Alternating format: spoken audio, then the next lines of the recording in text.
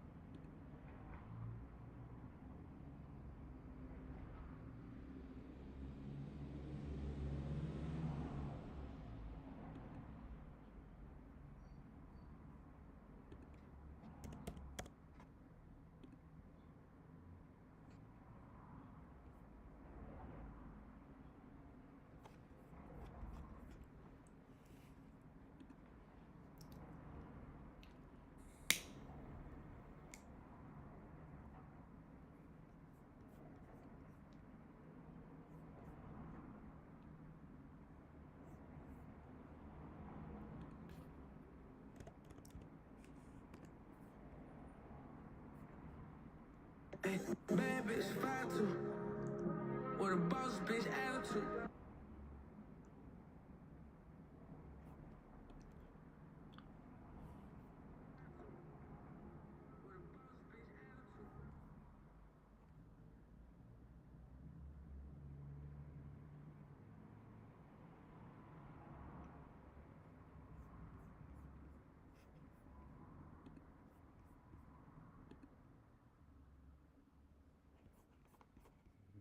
Gonna be looking for some live trades. Can't see anything at the moment.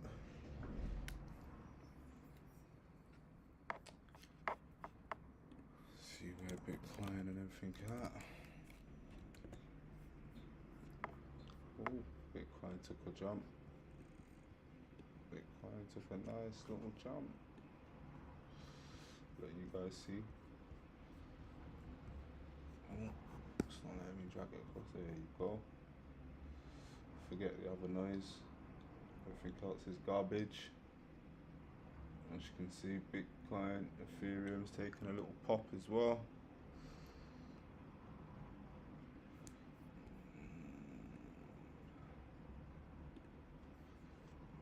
We're gonna see if we can scan a look for some trades.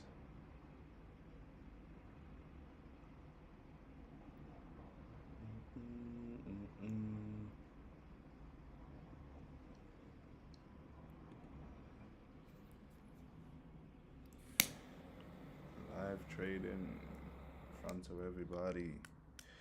We're going to be talking about real estate and trading.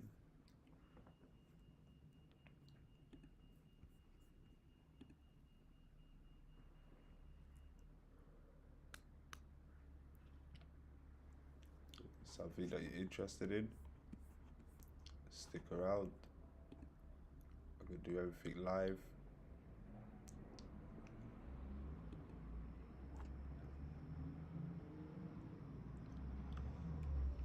And do everything live in front of everybody from now on. Trading, real estate, we're going to do it all. Anyone has any questions about trading, real estate, investing, business, pop it in the chat. Happy to answer all your questions.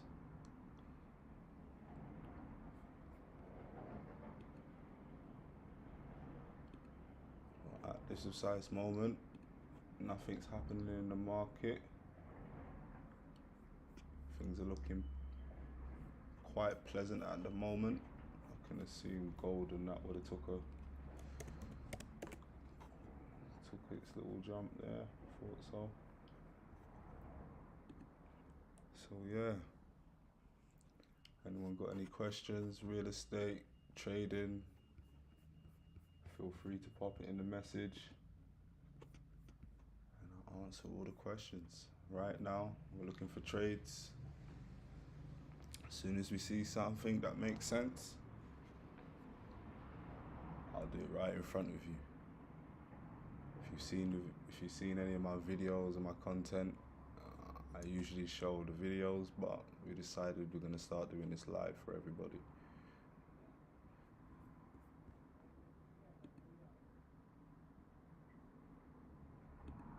So tap the screen, like, subscribe, come and hang out.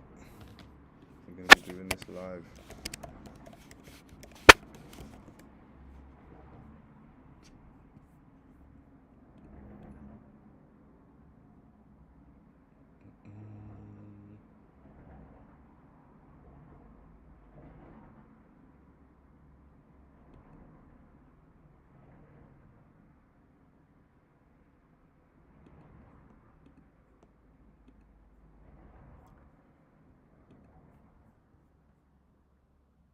Your VC model, because it's quite unique, and how that gives you a competitive edge, and your portfolio companies potentially. Absolutely. First of all, thank you for having me, Tom. I really appreciate the opportunity to be here with you today.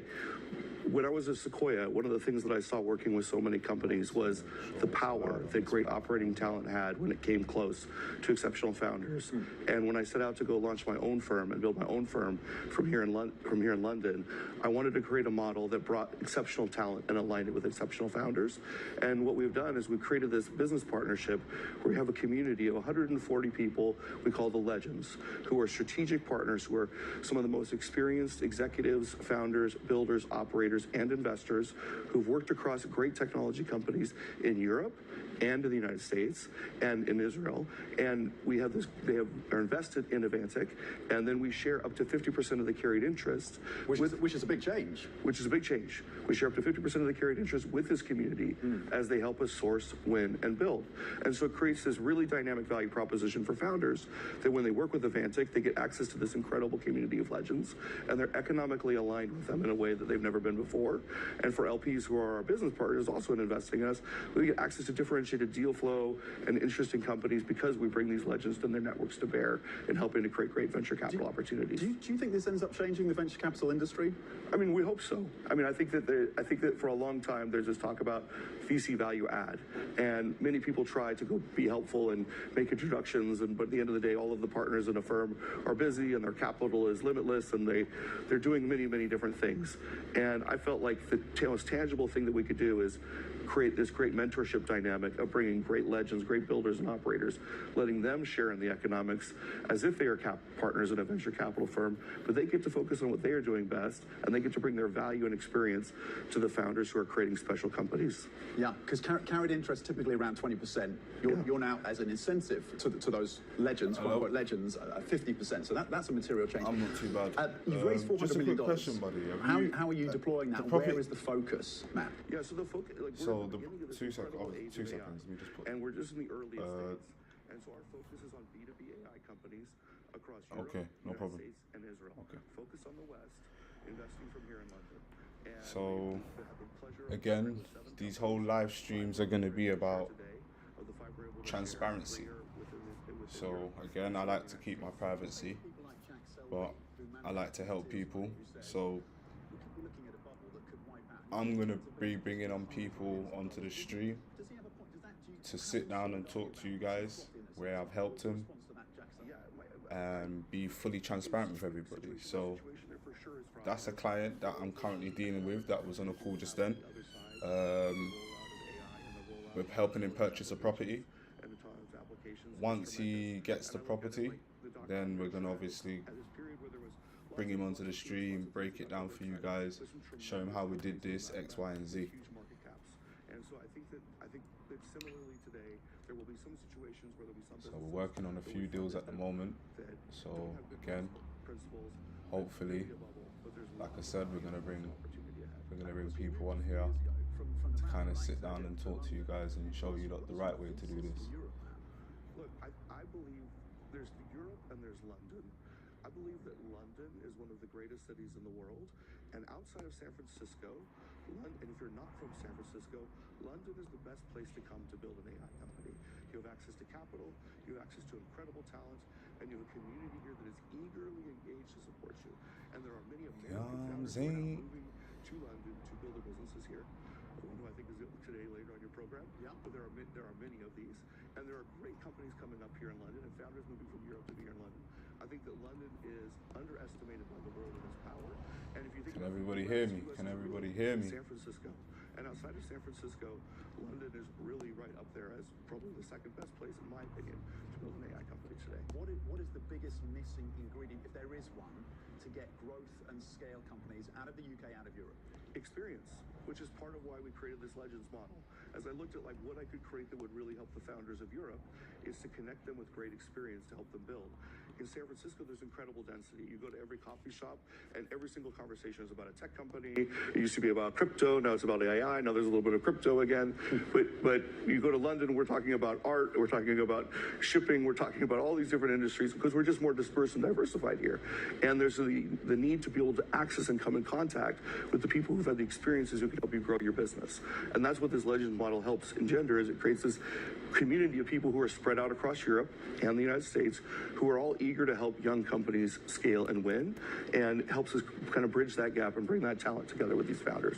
When it comes to funding, I would imagine, given your pedigree, your time at Sequoia, 20 years in the industry, and all of your track record, that raising that 400 million for a Matt Miller was probably not that challenging. But how often, I mean, correct me if I'm wrong, but how often do LPs come to you and say, look, we are concerned about the exits environment, about how long liquidity is being tied up for? To what extent is that an issue for you or others raising this in this space? It for sure was a question throughout the fundraising process, and but I think we can look now. We see some great IPOs that are happening again. We're seeing some great. We had Sana Labs, which is a great M&A European exit, selling to Workday. So we're starting to see more exits happen. I think the exit environment is warming up with the change in the political environment, and I think it kind of ebbs and flows. But great companies always create value, and that value always has opportunities to manifest itself back to its shareholders. And I think that will continue to be the same, even though liquidity over the past few years has been more difficult. I want to get one last in, because it's the Labour Party conference, Matt. You just gave a fantastic endorsement for London. Are you concerned at all? Are your community concerned at all about what this government might do in terms of wealth taxes, in terms of carried interest, around changes that may make it less, or at least reduce the incentives? Very concerned. I think we need to align the incentives for people to come here to build great companies and to be rewarded for building great companies here in the UK. And we have this incredible resource of being in an amazing city with amazing talent, and we have the world is our oyster. We just need to not mess it up.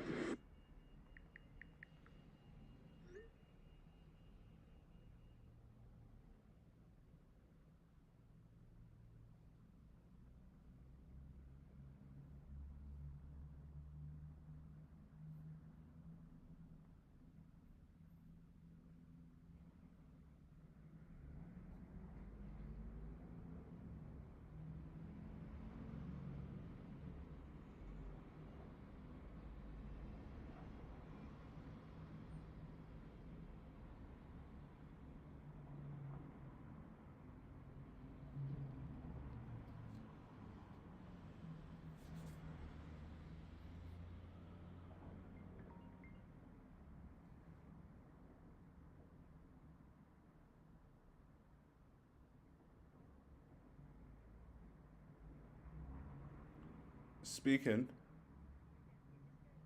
Who's speaking?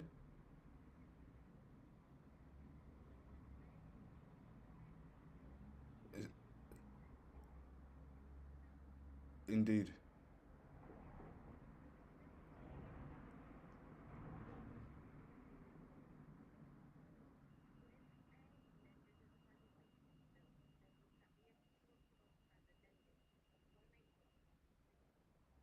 Understood.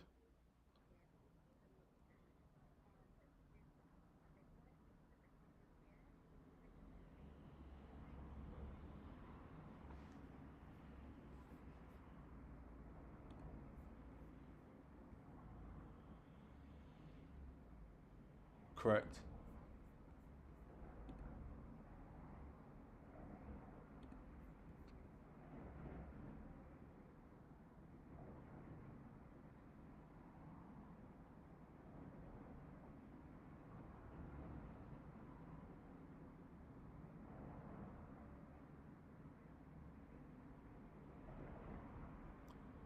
Of course.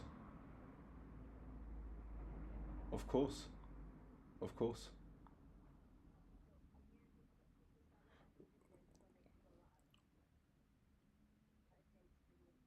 Of course.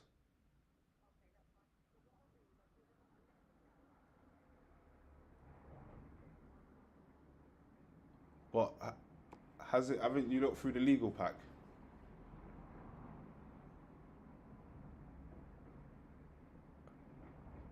Exactly. So it shouldn't be a problem though.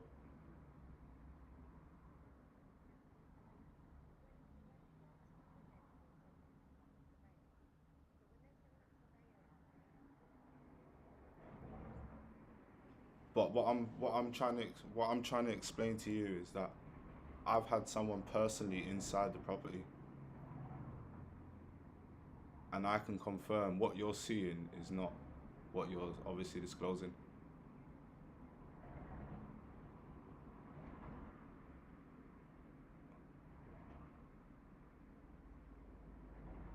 Okay.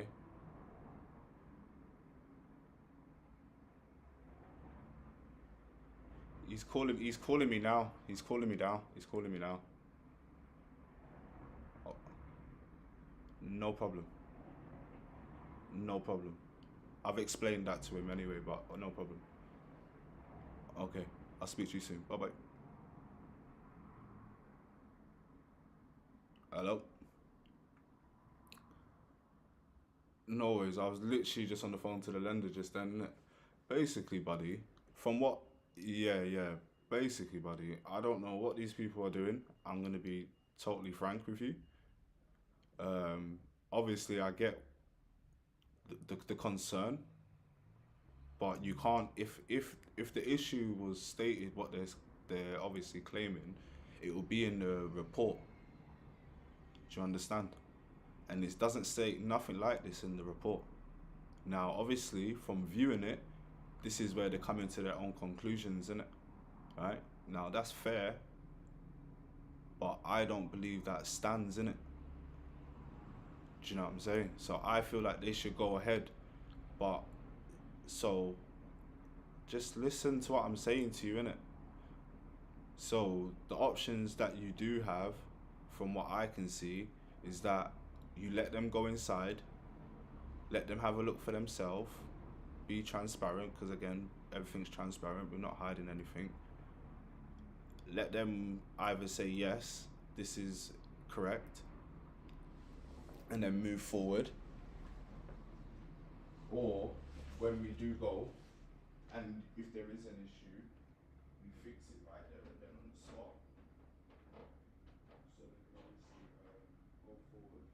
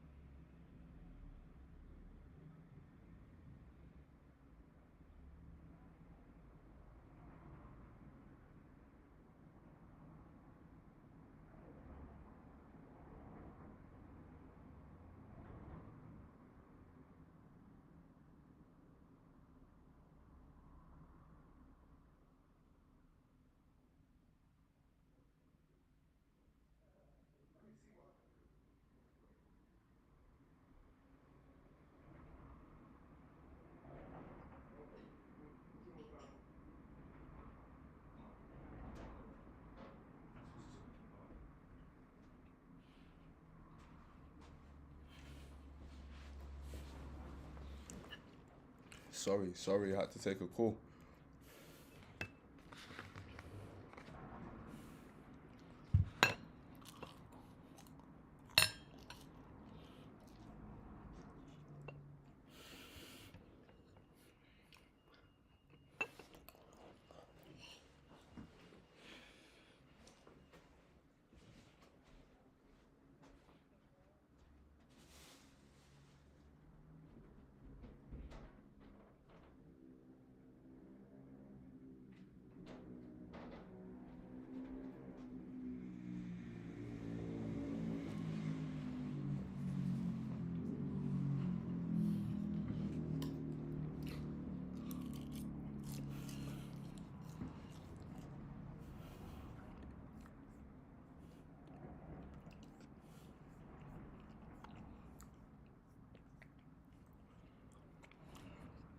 So we're looking for the trade.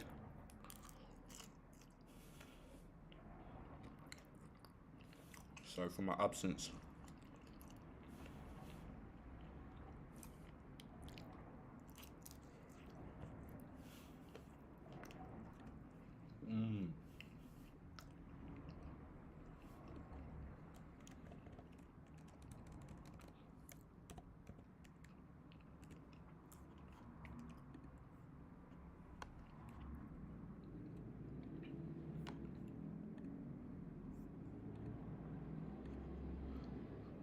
I'm just eating something quickly. Let me put some news on.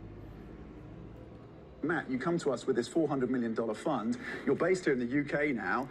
Talk to me first about the structure of your VC model, because it's quite unique, and how that gives you a competitive edge, and your portfolio companies, potentially. Absolutely. First of all, thank you for having me, Tom. I really appreciate the opportunity to be here with you today.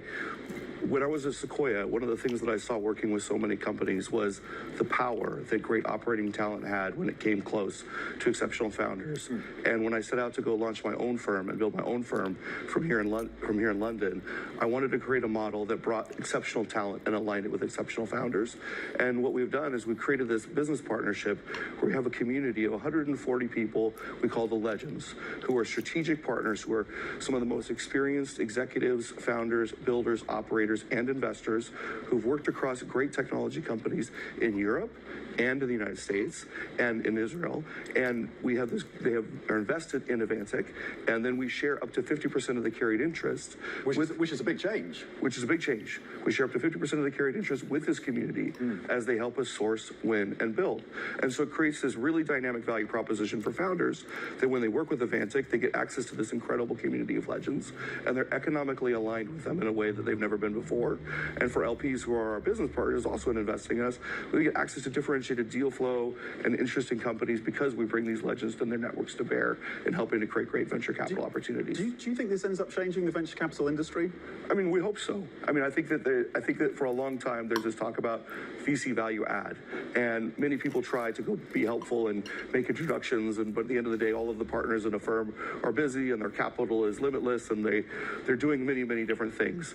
And I felt like the most tangible thing that we could do is create this great mentorship dynamic of bringing great legends, great builders and operators, letting them share in the economics as if they are partners in a venture capital firm, but they get to focus on what they are doing best, and they get to bring their value and experience to the founders who are creating special companies. Yeah, because carried interest typically around 20%. You're now, as an incentive to those legends, quote unquote legends, 50%. So that's a material change.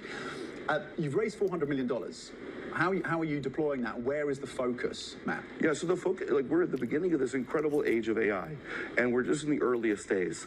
And so our focus is on B2B AI companies across Europe, United States, and Israel. Focus on the West, investing from here in London. And we've had the pleasure of partnering with 7 companies, 5 of whom we're able to share today. Of the 5 we're able to share, 3 are within Europe, and 2 are in the United States. What do you say to people like Jack Selby, who manages Peter Thiel's money, who says, we could be looking at a bubble that could wipe out? And he says tens of billions, possibly hundreds of billions of dollars. Does he have a point? How concerned are you about some frothiness in this market? What is your response to that, Jack Selby? Yeah, in situation by situation, there for sure is frothiness, but overall, the economic opportunity we have on the other side of the rollout of AI and the rollout of more intelligent applications and autonomous applications is tremendous. And I look at it like the dot-com era sure had its period where there was lots of peaks, lots of things that got overexcited, but some tremendous companies came out of that with huge market caps. And so I think that similarly today, there will be some situations where there'll be some businesses that will be funded that don't have good business principles, that may be a bubble, but there's lots of value and lots of opportunity ahead. And of course, you moved a few years ago from the Valley, right? I did. To London.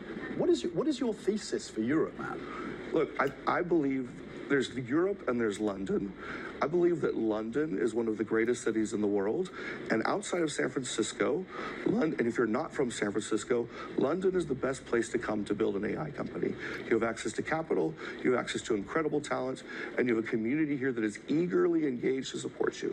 And there are many American founders who are now moving to London to build their businesses here. One who I think is today later on your program. Yeah. But there are many of these. And there are great companies coming up here in London and founders moving from Europe to be here in London. I think that London is underestimated by the world in its power. And if you think about the U.S. is really San Francisco. And outside of San Francisco, London is really right up there as probably the second best place, in my opinion, to build an AI company today. What is the biggest missing ingredient, if there is one, to get growth and scale companies out of the UK, out of Europe? Experience, which is part of why we created this Legends model. As I looked at like what I could create that would really help the founders of Europe, is to connect them with great experience to help them build. In San Francisco, there's incredible density. You go to every coffee shop and every single conversation is about a tech company. It used to be about crypto, now it's about AI, now there's a little bit of crypto again. But you go to London, we're talking about art, we're talking about shipping, we're talking about all these different industries because we're just more dispersed and diversified here. And there's the need to be able to access and come in contact with the people who've had the experiences who can help you grow your business. And that's what this Legends model helps engender, is it creates this community of people who are spread out across Europe and the United States who are all eager to help young companies scale and win, and helps us kind of bridge that gap and bring that talent together with these founders. When it comes to funding, I would imagine, given your pedigree, your time at Sequoia, 20 years in the industry, and all of your track record, that raising that 400 million for a Matt Miller was probably not that challenging. But how often, I mean, correct me if I'm wrong, but how often do LPs come to you and say, look, we are concerned about the exits environment, about how long liquidity is being tied up for? To what extent is that an issue for you or others raising this in this space? It for sure was a question throughout the fundraising process, and but I think we can look now. We see some great IPOs that are happening again. We're seeing some great. But we had Sana Labs, which is a great M&A European exit, selling to Workday. So we're starting to see more exits happen. I think the exit environment is warming up with the change in the political environment, and I think it kind of ebbs and flows. But great companies always create value, and that value always has opportunities to manifest itself back to its shareholders. And I think that will continue to be the same, even though liquidity over the past few years has been more difficult. I want to get one last in, because it's the Labour Party conference, Matt. You've just given a fantastic endorsement for London. Are you concerned at all? Are your community concerned at all about what this government might do in terms of wealth taxes, in terms of carried interest, around changes that may make it less, or at least reduce the incentives? Very concerned. I think we need to align the incentives for people to come here to build great companies and to be rewarded for building great companies here in the UK. And we have this incredible resource of being in an amazing city with amazing talent, and we have the world is our oyster. We just need to not mess it up.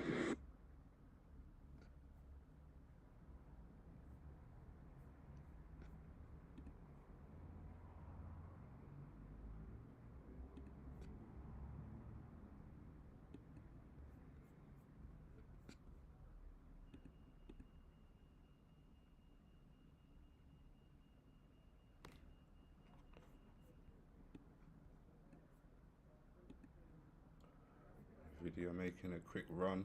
2 seconds, guys. I'm literally just trying to get some floor plans together.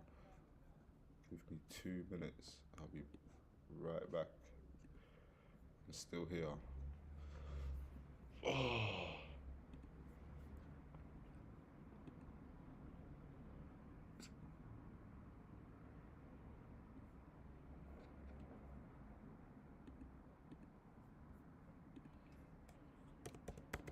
Any questions, pop them in the chat.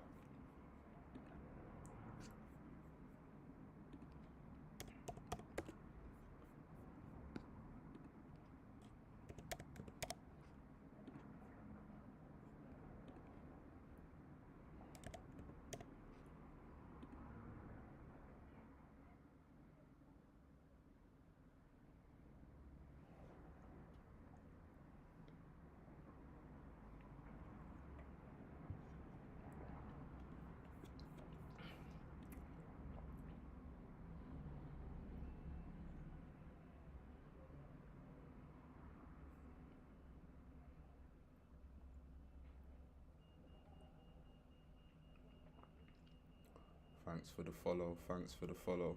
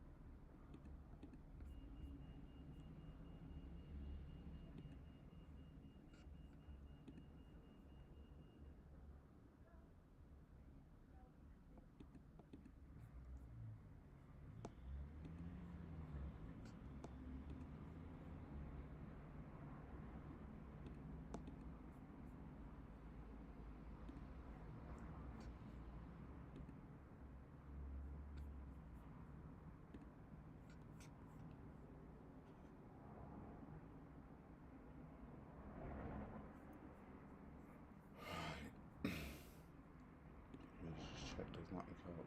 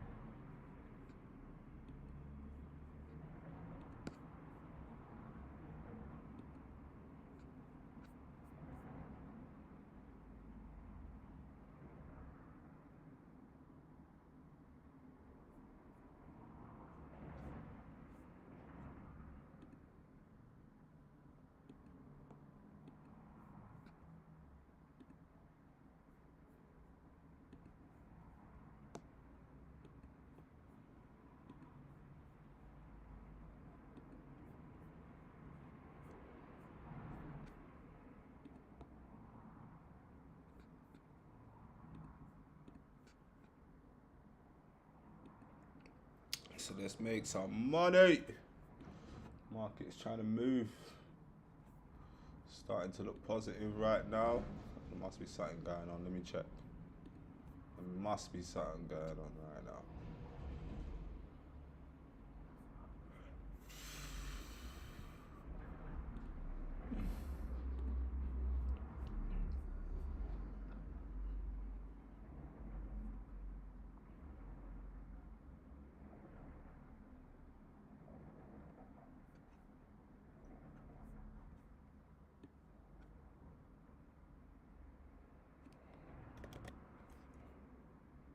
Market's looking to run to new highs, which is always good.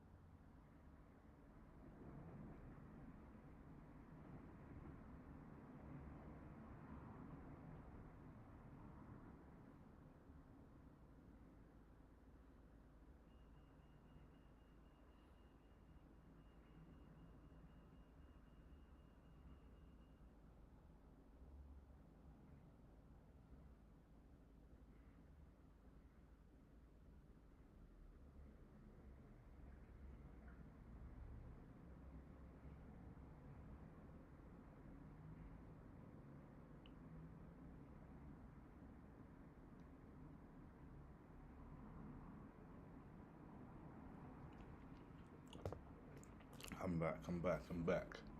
You got my undivided attention. Tesla shares hit new highs. It must be running. It must be running.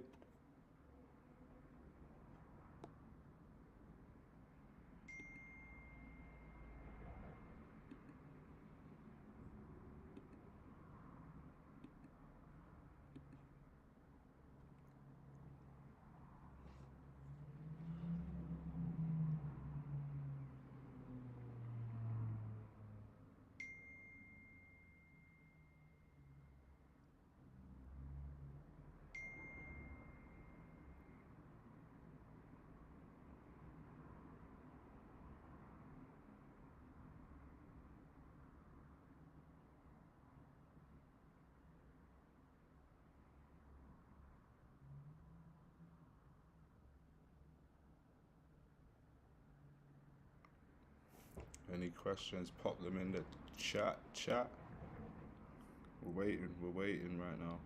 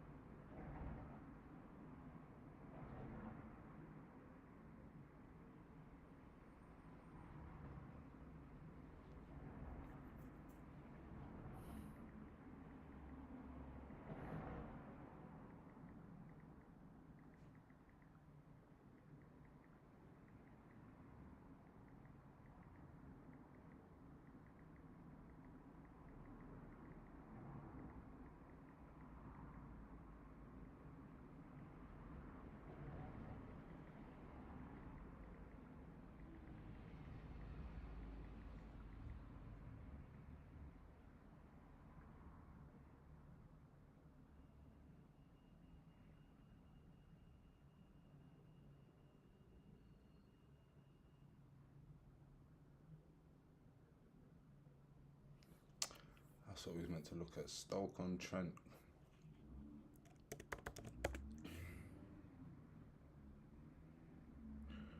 Looking at a property in Stoke-on-Trent. Where's that?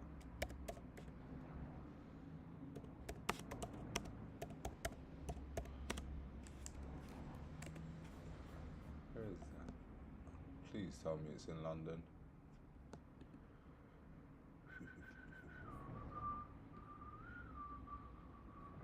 No.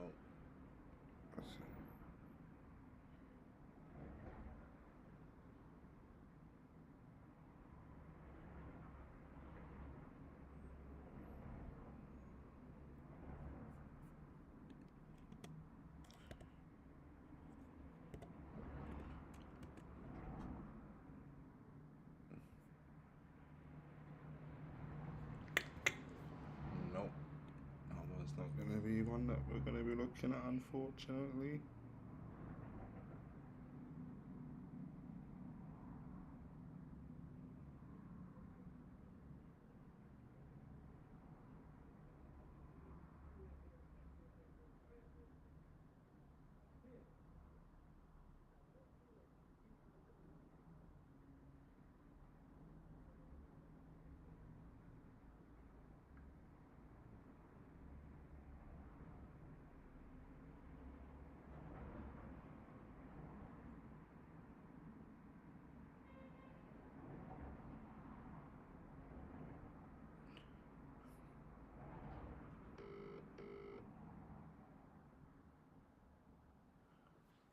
Hello?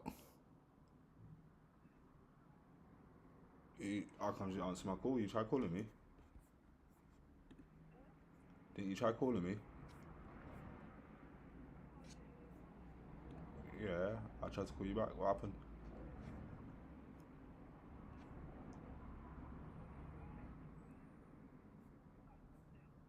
Excuse me?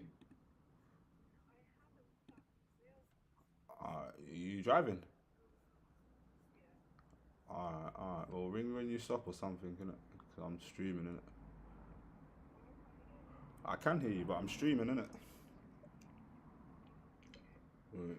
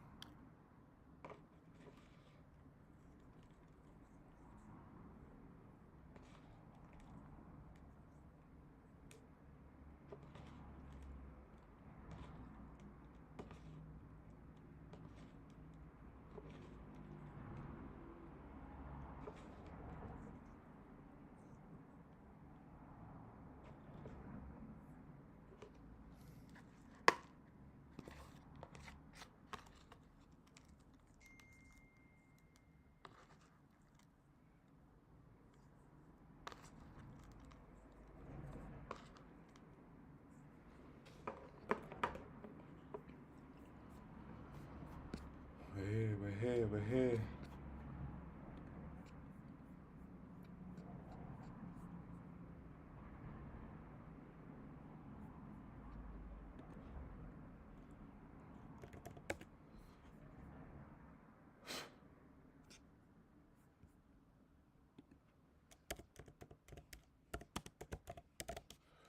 I think we've got something up here. On and see if you can address. The first is that you're seeing a number of top Democrat leaders, from Kamala Harris and Chuck Schumer to Hakeem Jeffries, claim that it is a Republican shutdown caused by Trump. The second is that they're out there now claiming that they don't want to give health care to illegal aliens. Can you address both of those lies from the Democrat Party? Yeah, so on the point that it's a Republican shutdown, look, it's obviously a Democratic shutdown. Just look at the vote totals in the House, look at the vote totals in the Senate, and look at the President of the United States' own action and conduct throughout this crisis. Nearly every single House Republican voted to open the government, Matt. nearly every single Senate Republican voted to open the government last night. And even to their credit, a few moderate Democrats voted to open the government. That's not a Republican shutdown when nearly every single Senate Democrat votes to shut it down and every Republican voted to open it up. It's just obviously not true. Now, you can disagree about a number of things, but you can't disagree about the obvious fact that Republicans voted to open the government. The president stands ready to sign that opening of the government. We just need a few more Democrats to join us in that effort to open the government. Your final question about illegal alien benefits. Look, the text is very clear. And I even saw, I think it was George Stephanopoulos in an interview with Mike Johnson, did a fact check that was totally rooted in baseless claims. It was basically Democrat propaganda. If you look at the legislative text that they gave us, they tried to turn on two separate provisions that would give health care benefits to illegal aliens. Number one, if you're an American citizen, you've been to a hospital in the last few years, you probably noticed that wait times are especially large, and very often somebody who's there in the emergency room waiting is an illegal alien, very often a person who can't even speak English.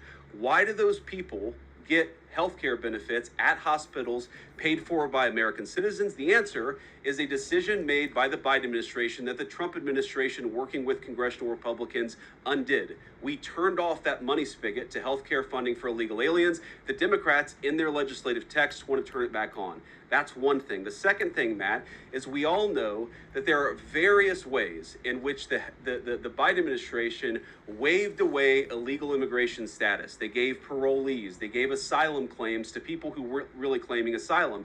And when they waved the magic wand of amnesty, giving millions of people legal status, even though they were in the country illegally, they also gave those people access to health care benefits. So what the Democrats are engaging in is a sleight of hand. They're saying, no.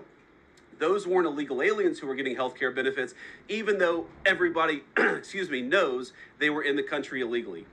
It's a lie told by the Democrats that they're not trying to give health care benefits to illegal aliens. It's a lie that is obviously untrue if you just look at the text that they gave us. And all you have to do is understand that this is about who benefits. We think the American people's government ought to benefit American citizens. The Democrats are willing to shut it down to benefit illegal aliens. The contrast couldn't be more clear. Peter. Thank you, Vice President Vance. The big holdup is, of course, that you guys say illegal immigrants are getting taxpayer-funded health care. Democrats say you're lying. That makes it feel like it could be a really long shutdown. Is this going to be a long shutdown? I don't know. I can't predict what congressional Democrats are going to do, Peter, but I actually don't think it's going to be that long of a shutdown. This is a pure guess from the Vice President of the United States because I think you already saw some evidence that moderate Democrats are cracking a little bit. They understand the fundamental illogic of this. Look, for years, every single one of us, we can remember Barack Obama on the White House lawn. We can remember Chuck Schumer. We can remember, Nancy Pelosi for years. In Chuck Schumer's case, for literally decades, we've heard them say, you don't shut the government down over a policy disagreement. Okay, Republicans think this thing about healthcare, that thing about healthcare. Democrats think this thing about immigration. Republicans disagree. Whatever those disagreements are, you don't shut down the government over it. For the first time since the Democrats have been in politics, they're now saying that unless we get every policy item that we demand, we're going to shut down the people's government. They're trying to take a hostage, and we're not going to let them. And the administration announced today that $18 billion bound for New York transportation projects is going to be frozen so it can't go to DEI programs there. But the timing of this, does announcing that today mean that you guys are going to squeeze Chuck Schumer's home state until he blinks? Look, I haven't talked to Russ about this morning, but look, I'm sure that Russ is heartbroken about the fact that he's unable to give certain things to certain constituencies. We want to do everything that we can to help the American people, but when the Democrats shut down the government, we have to actually do a little triage to make sure the most critical and most essential services are provided. The government does a lot of things. Of course, Republicans think that the federal government probably does too much, but there are a lot of critical things the federal government does that absolutely all of us would agree need to do. Our troops need to get paid. Our air traffic controllers need to make sure that people are flying safely and on time. We need low-income people to be able to access the food services that are provided by the federal government. There are critical things that need to be saved. We're going to do everything that we can over the coming weeks, if the shutdown lasts that long, to ensure that people get the essential services that they need, despite the fact that Chuck Schumer has shut down the federal government. It's not going to be perfect because we are in a government shutdown. We are going to have to lay some people off if the shutdown continues. We don't like that. We don't necessarily want to do it, but we're going to do what we have to keep the American people's essential services continuing to run. Thank you. Yeah. Thank you, Mr. Vice President, and thank you for being here. Yesterday, President Trump said, as a result of the shutdown, we'll be laying off a lot of people that are going to be very affected, and the Democrats, they are going to be Democrats. Has the administration asked agencies to target federal workers who they believe to be Democrats in these reductions of forces? We're not targeting federal agencies based on politics. We're targeting the people's government so that as much as possible of the essential services can continue to function. That is the question the president has asked the entire government, is fundamentally, okay, we're in a shutdown.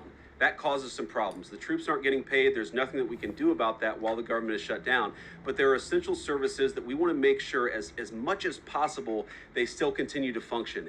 That is the principle that's driving us forward during this shutdown. It's going to continue to be the principle that drives us forward. But let's be honest. If this thing drags on for another few days or, God forbid, another few weeks, we are going to have to lay people off. We're going to have to save money in some places so the essential services don't get turned off in other places. That is the reality of the government shutdown that Chuck Schumer and the Democrats have foisted upon the administration. So what did Phil. he mean by they're going to be Democrats? He said they're going to be Democrats. You've laid out a lot of the pain and problems that would come with a Democratic shutdown, and yet in the Oval Office yesterday, the president said that a lot of good could come from a shutdown. So square that circle. Is which is a Democratic-caused crisis or a Republican opportunity? Real estate, stock. Well, I think all the president is saying, Phil, is that he wants to make sure the American people's government functions as well as it can, despite the fact that we're in a shutdown. We're going to have to make things work. Follow me on That means that we're going to Instagram. have to triage some certain things. That means certain people are going to have to get laid off. Any And we're comments going to you try to have, make put them sure in that the the chat. American people suffer as little as possible from this shutdown.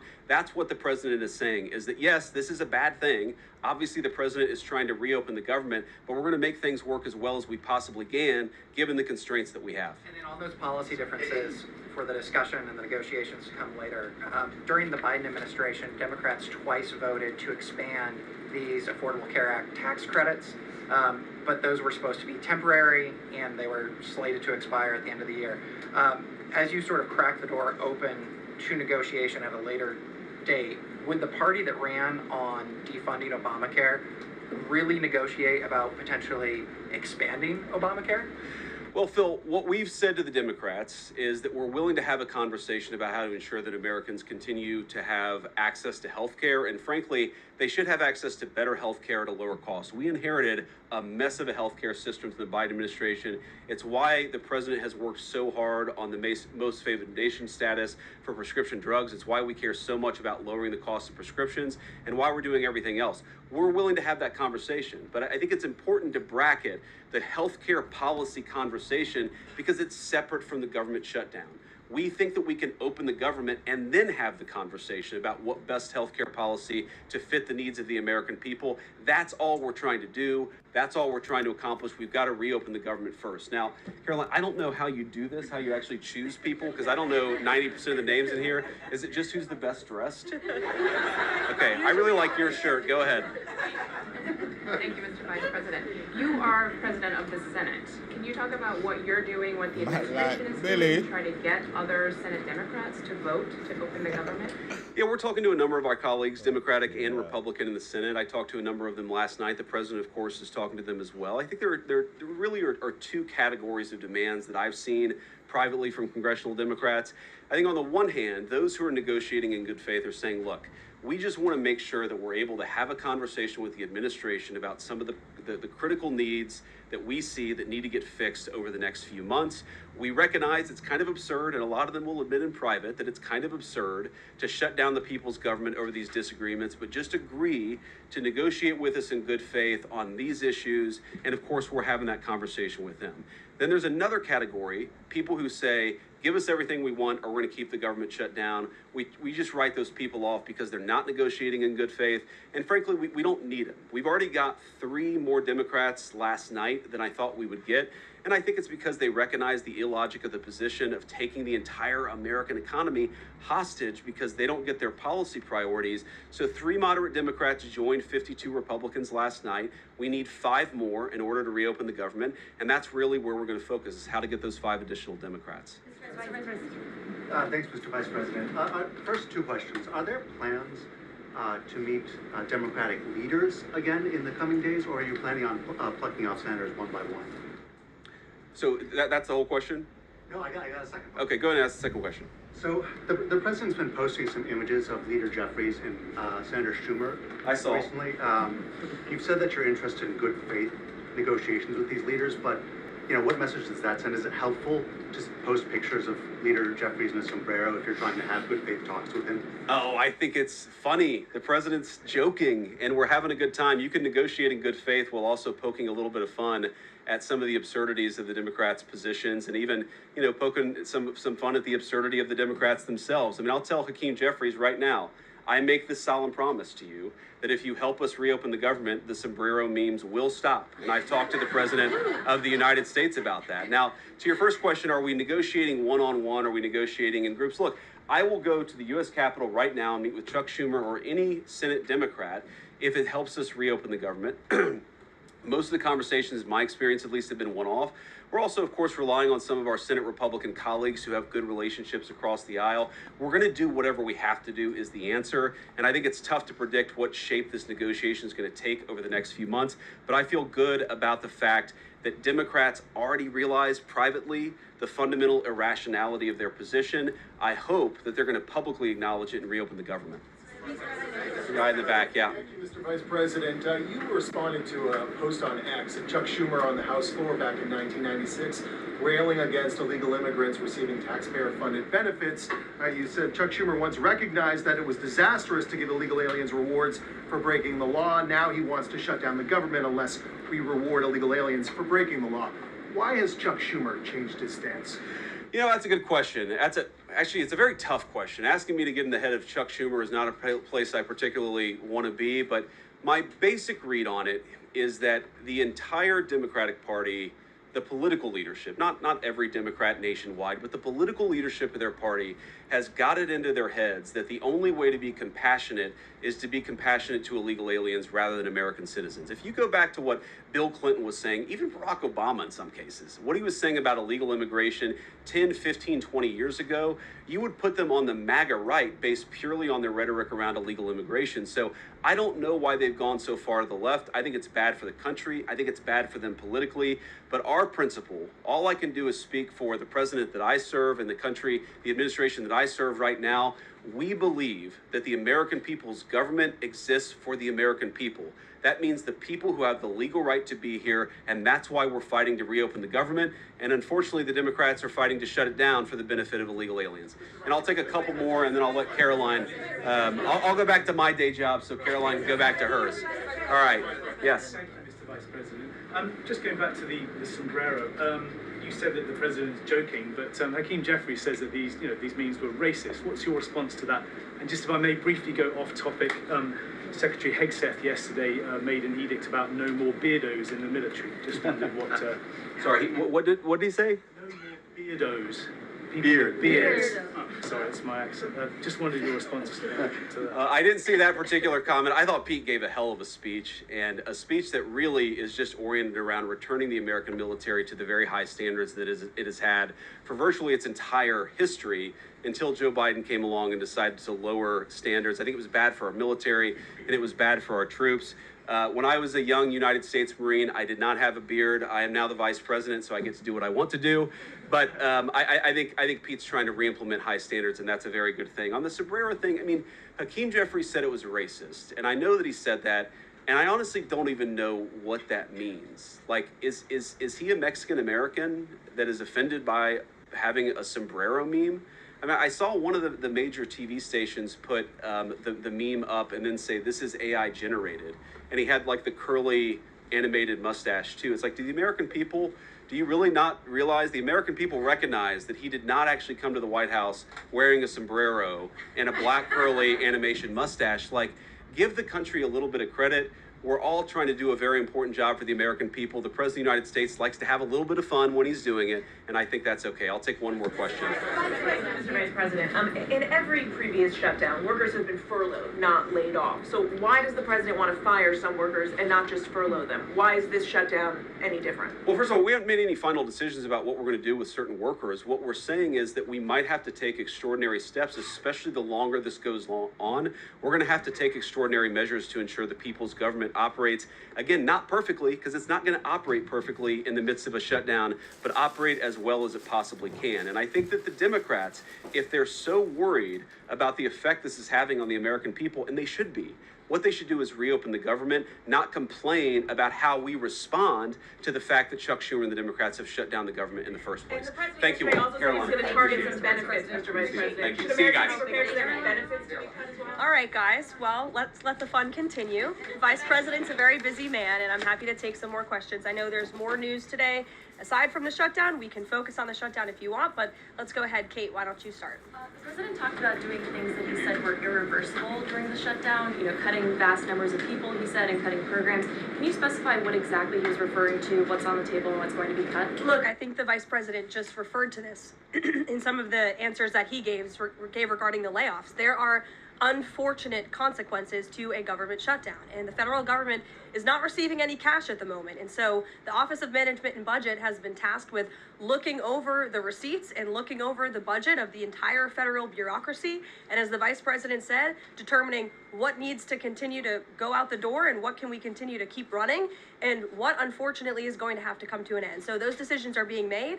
And unfortunately, layoffs are very likely, as the Vice President just said, going to be a part of that. And has the White House had any direct response from Hamas, from the peace proposal that was laid out? The president said he would give 3 or 4 days, but is there a hard deadline now, or what are the next steps here? I will reiterate what the President of the United States said, 3 or 4 days, and I can tell you that there are some very sensitive discussions that are taking place, but I certainly don't want to get ahead of any announcement at this podium. I'm going to let Special Envoy Witkoff and the President of the United States handle that. Thank you, Caroline. 2 questions. First of all, following up on that, the president said yesterday, I believe, within 3 or 4 days, he wanted to hear an answer from Hamas. Is he still sticking by that timeline? Yes, as I just confirmed. And then, second question is a comment that's gotten a lot of global attention. Senator Dick Durbin, he was set to receive a Lifetime Achievement Award from the Catholic Church. He's since declined accepting it because there has been some controversy. Pope Leo commented on this, and he said that someone who says I'm against abortion, but I'm in agreement with the inhumane treatment of immigrants in the United States, I don't know if that's pro-life. You've been very open about your Catholic faith. How do you respond to that? I would reject there is inhumane treatment of illegal immigrants in the United States under this administration. There was, however, significant inhumane treatment of illegal immigrants in the previous administration as they were being trafficked and raped and beaten and in many cases killed over our United States southern border. You also look at the inhumane treatment at the hands of some of these illegal immigrants that took place under the previous administration as well. Laken Riley comes to mind, a beautiful American citizen who was killed at the hands of an illegal immigrant. So this administration is trying to enforce our nation's laws in the most humane way possible, and we're upholding the law, and we're doing that on behalf of the people of our country who live here. Thanks a lot, Caroline. What is the level of concern that the administration has regarding a protracted government shutdown in terms of its impact on the U.S. economy and also its impact on small businesses as well? Well, look, this government shutdown is no doubt going to impact everyday Americans, and it is the fault of the Democrats that we are in this position.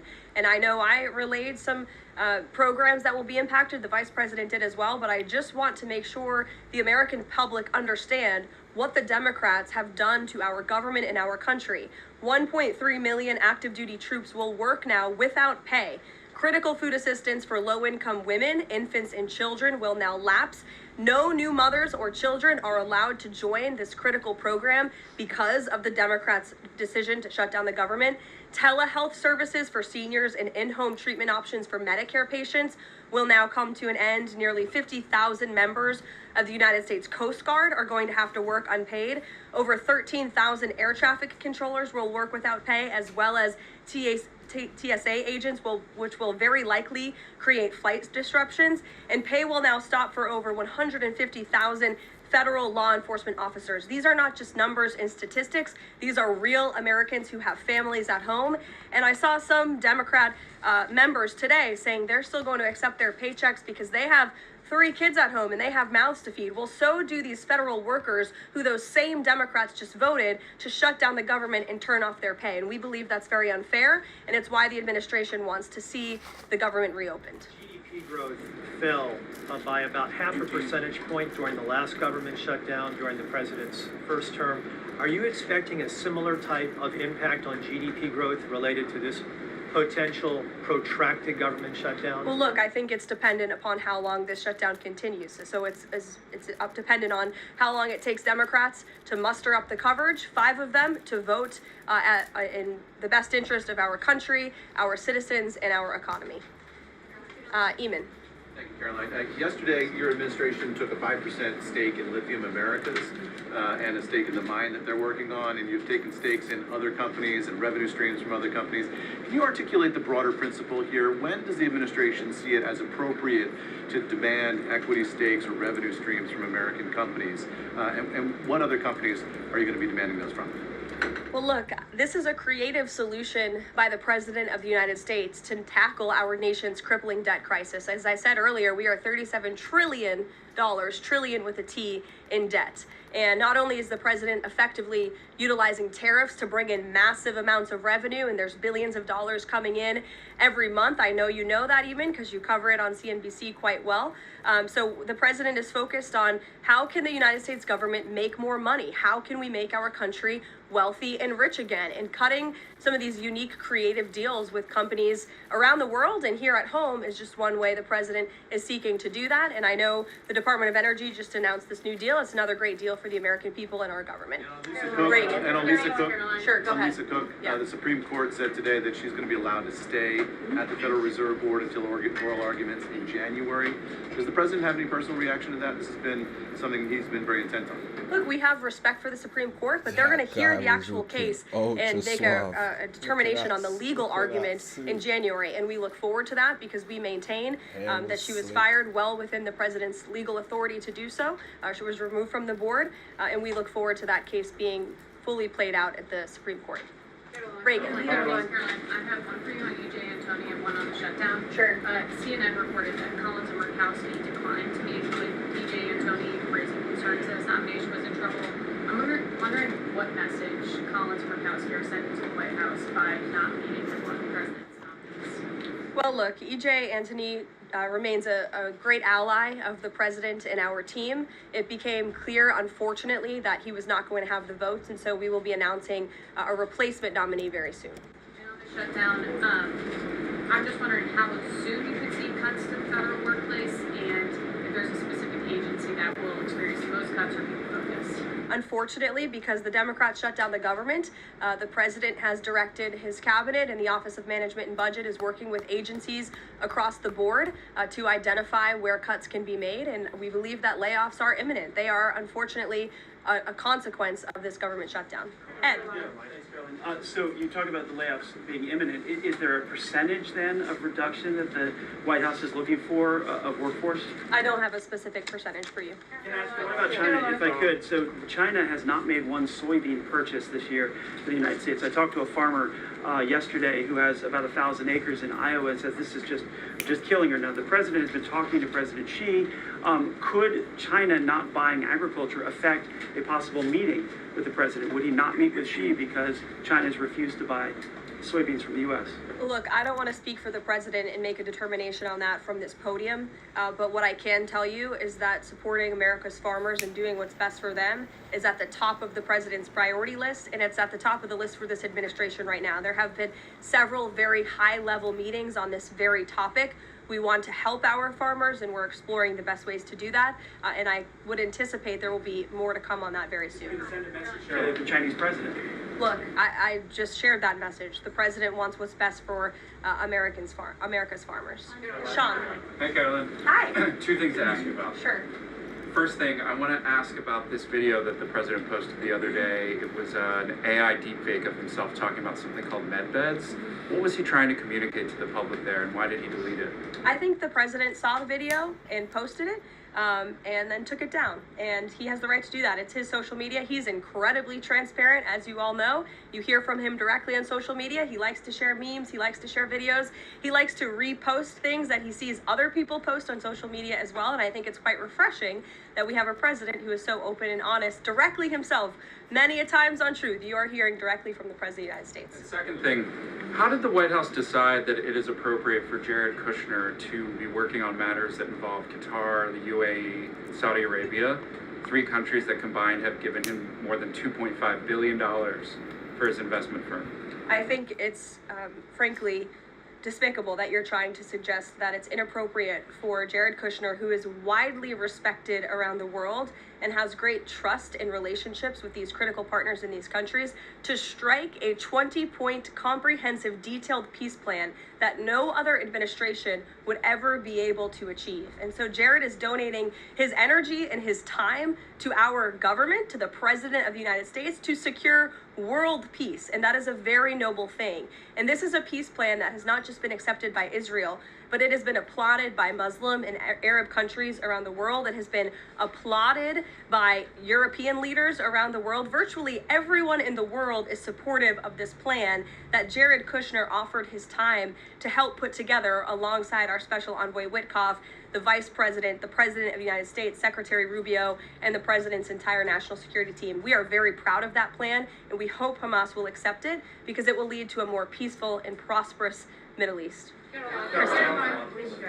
questions. One, we're talking a lot about these layoffs and hypotheticals, but Speaker Johnson earlier today said that there is a proposal from the White House that House Republicans are expected to hear this afternoon about these mass layoffs. Can you tell us what is in that proposal? What agencies, what programs, what jobs? What he's referring to is a proposal that our Office of Management and Budget Director, Russ Vought, is going to be proposing to the House Republican Conference. He's going to kind of walk them through what this unfortunately is going to look like so they can discuss it with their constituents back home in their respective districts. So I don't want to get ahead of the Office of Management and Budget, but I'm sure you'll be hearing more about that very soon. Look, we have to put a plan in place. It would be irresponsible of us not to take a look at each and every agency and get an understanding of what we're going to have to do moving forward to do the best we can in the midst of this government shutdown. Thanks, Caroline. Just on that point, though, Russ Vought told House members, according to our notice reporting, that RIFs would happen in 2 days. Already, we know that some have been sitting out from the U.S. Patent Office. So I wonder, one, this administration continues to say that they don't want to lay people off, but obviously there is a plan to lay people off. So what is your message to those people who are getting laid off? And then if the government reopens, will those risks reverse? Are they not permanent if the government reopens? Specifically, if it reopens pretty quickly? Well, sometimes you have to do things you don't want to do, and it's because the Democrats have put us into this position.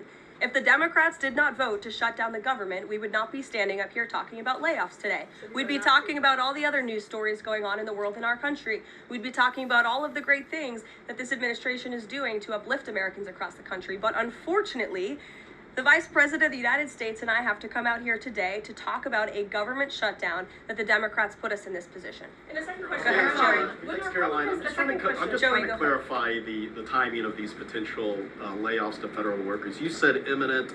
The vice president seemed to say in a couple of days. It looks like Russ Vought maybe said in 2 days. When would these layoffs begin? 2 days, imminent, very soon. You will expect more announcements right now. Is it just not unclear, or are you waiting? No, it's not unclear. All of those things are very synonymous with one another. These rifts are unfortunately going to happen very soon. It'll definitely happen. Caroline, we've been talking about the Affordable Care Act, enhanced premium tax credits, and sort of the politics of it all, right? But this is a very real, tangible impact that American people will feel. The Kaiser Family Foundation says that with the ACA enhanced premium tax credits, without them, premiums will go up 114% on average. 19 million of the 24 million people who rely on the coverage are in states that President Trump won. Is he concerned what will happen to those families if this tax credit expires? And aside from the shutdown, is there a plan to keep those premiums down? Look, as the vice president just said, we are more than happy to have this conversation. The president and the vice president and this team are more than happy to have that conversation with Republicans and Democrats on Capitol Hill. But it cannot happen right now. Right now, we need to reopen the United States federal government because people are going without pay. You have thousands of federal workers who have to show up to work and not get paid, and that's an unfortunate situation the Democrats have put us in. Then we can discuss this very important issue of healthcare that the president absolutely wants to fix. As I mentioned yesterday, he took... But those premiums do not expire until the end of the year. It's October 1st right now. And so we have a few months to have that conversation. And it's irresponsible of the Democrat Party to try to convince the American people that that conversation has to happen right now. No, what needs to happen right now is the reopening of the United States federal government. And then this administration will be happy to work with Democrats in good faith to come to a policy determination. But one red line the government has already made clear, this administration has already made clear, this administration is never going to support taxpayer-funded benefits going to illegal aliens. And we think it's despicable that that was one of the first proposals that Democrats put in their funding proposal, in their CR. The Republican CR was a clean CR that would keep the government open. Democrats have voted for it 13 times in the past.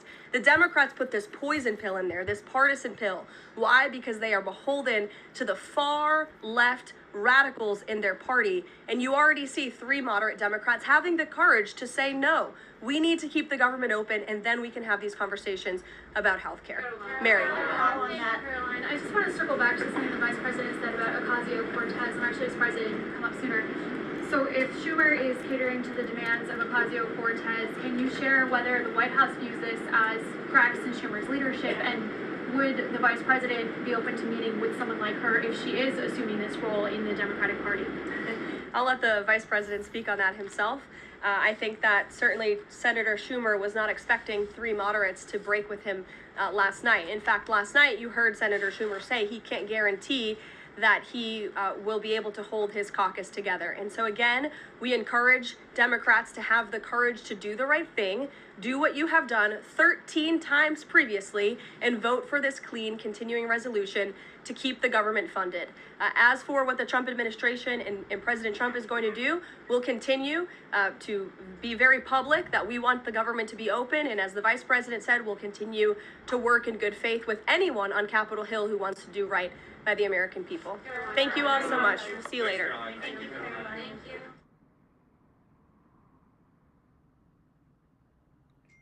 All right.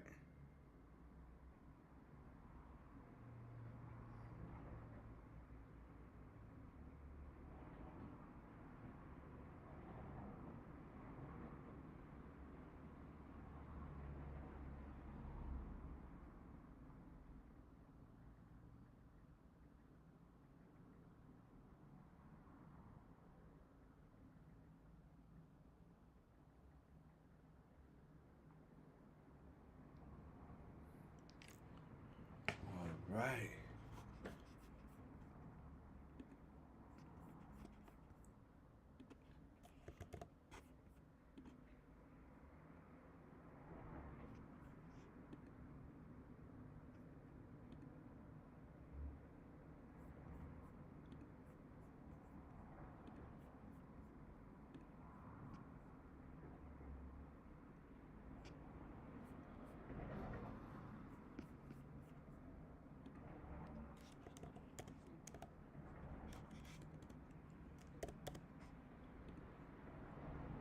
Intel, AMD.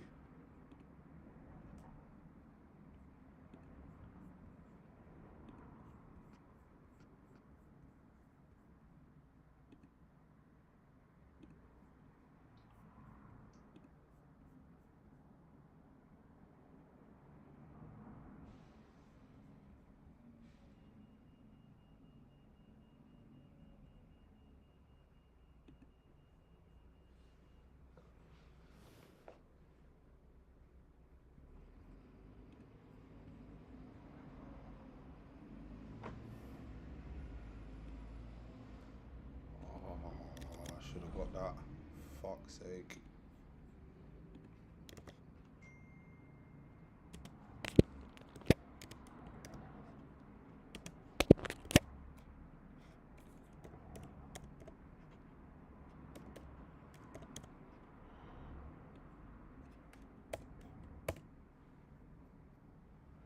See how this one plays out. We could have got that one.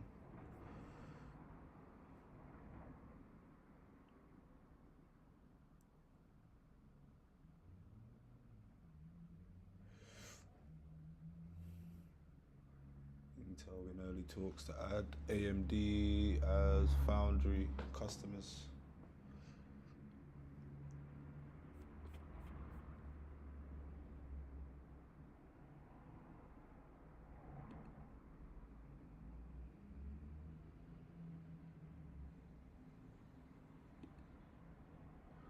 Like I said, I'm going to do all these trades live in front of everybody.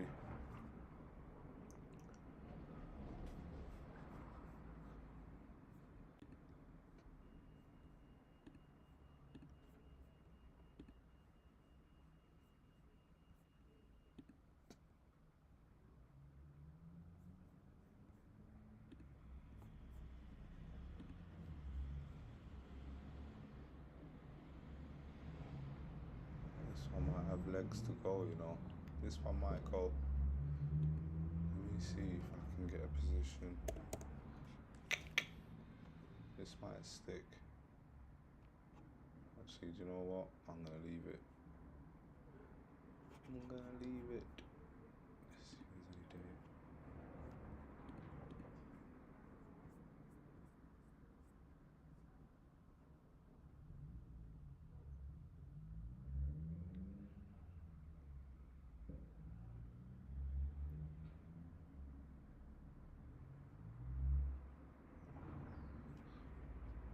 Data.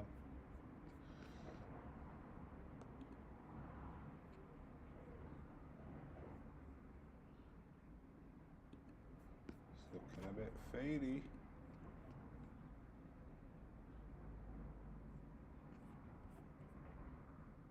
Had to get that one right at the start. I weren't concentrating though.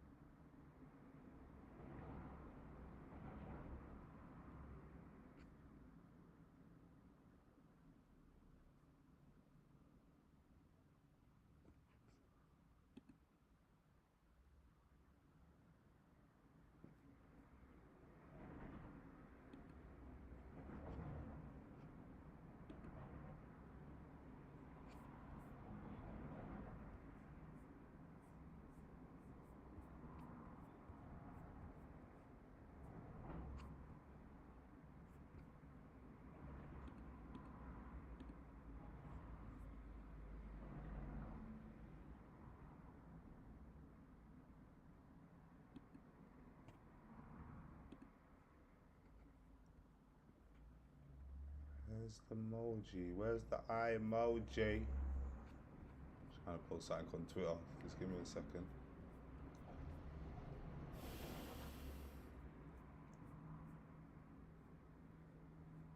So as you can see, it may not look like I'm doing anything, but I am totally focused. Something comes up, it doesn't go past us.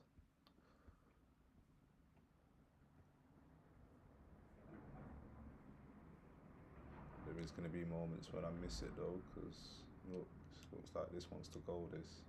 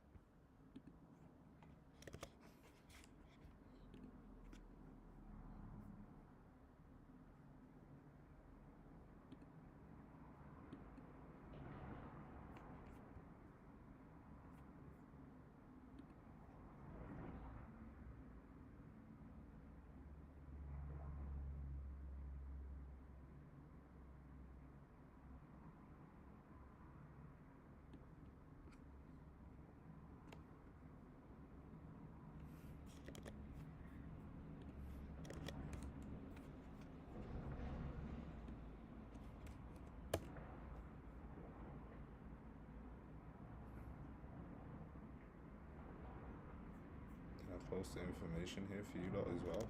Can I do that? Let me do it. No, it won't let me. Sorry. You guys gotta get into the private chat to see that. Well, this is what we're watching right now. This could be something. If you had it, we could have got in there early, but it's only done a little pop. Something to watch.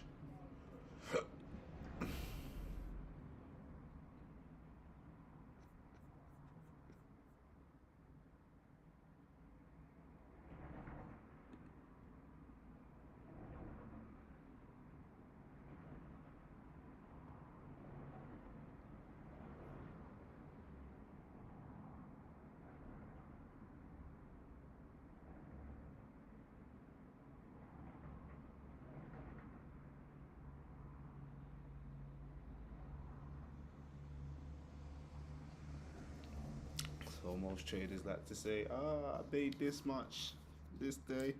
We thought we're gonna cut through all the noise and we're just gonna do it live in front of you instead. How about that? How about that? I'm gonna bring some investors on from properties. We're gonna as much education we can give to you guys and transparency. Again, I'm not really trying to sell nothing to anybody.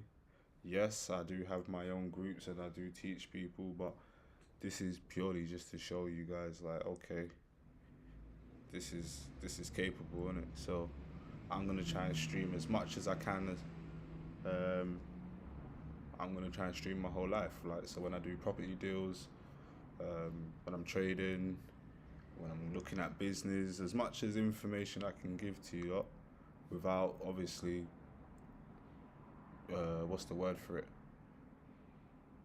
Giving out too much of my privacy.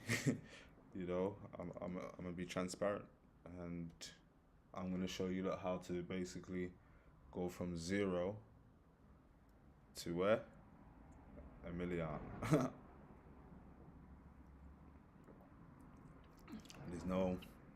There's no quick way to success. It's a grind, it takes time.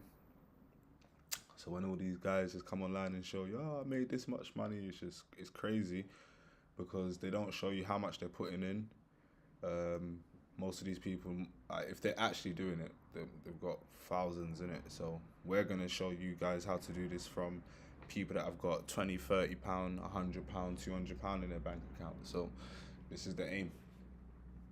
Now, my strategy is not purely based on just day trading. Like I said, we buy assets too. We're gonna show you business as much as I can. And we're gonna bring actual people on, if I can. Some multi-millionaires, some of my clients and people that I deal with. Sometimes the phone's gonna ring, and if I can, I'm gonna ask them to obviously allow you guys to hear the conversations as well, because majority of my phone calls, yeah, it's always business phone calls, isn't it? So if they're happy to let you lot hear the conversation, I'm gonna put it on loudspeaker and everybody can hear the conversation. So if you're new here, come show your boys some love. I'm new to the streaming stuff, so bear with me. We working.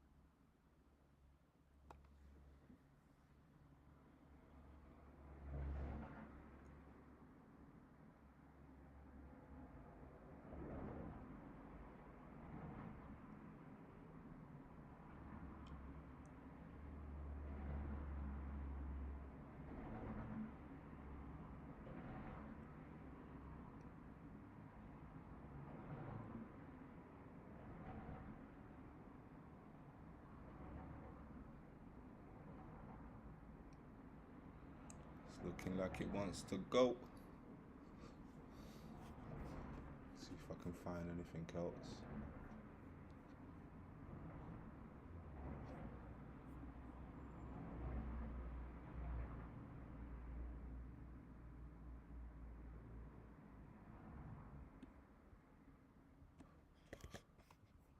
Trump going up Powell.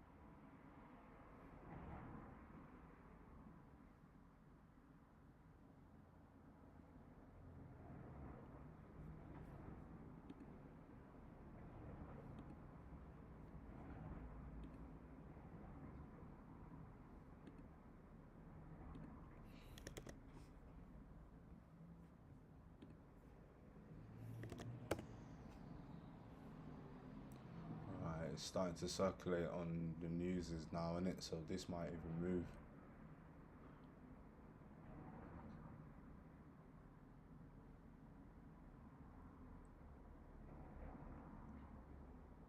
Only got posted like on CNBC like 4 minutes ago.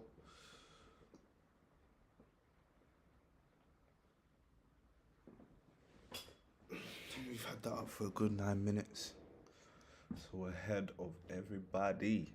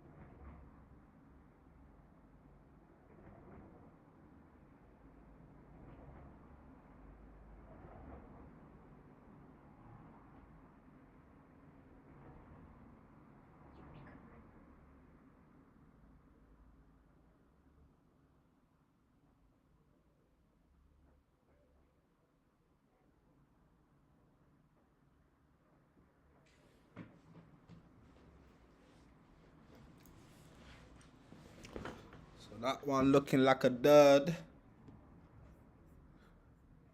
Might have to watch that for a couple of hours. That looking like a dud.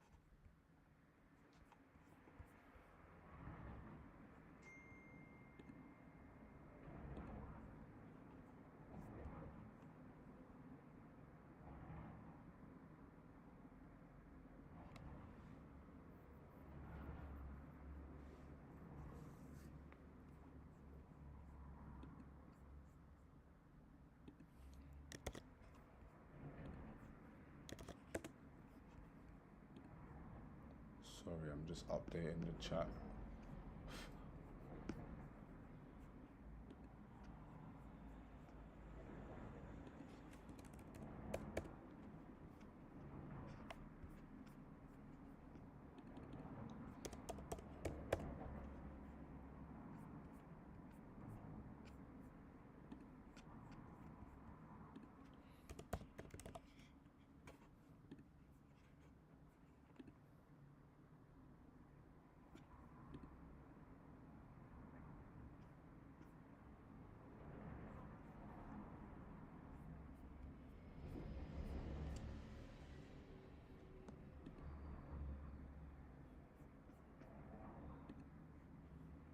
And I had a chance to sit down exclusively with McKinsey's global managing partner, Bob Sternfeld, earlier today, and he talked about what really his clients are keeping an eye on.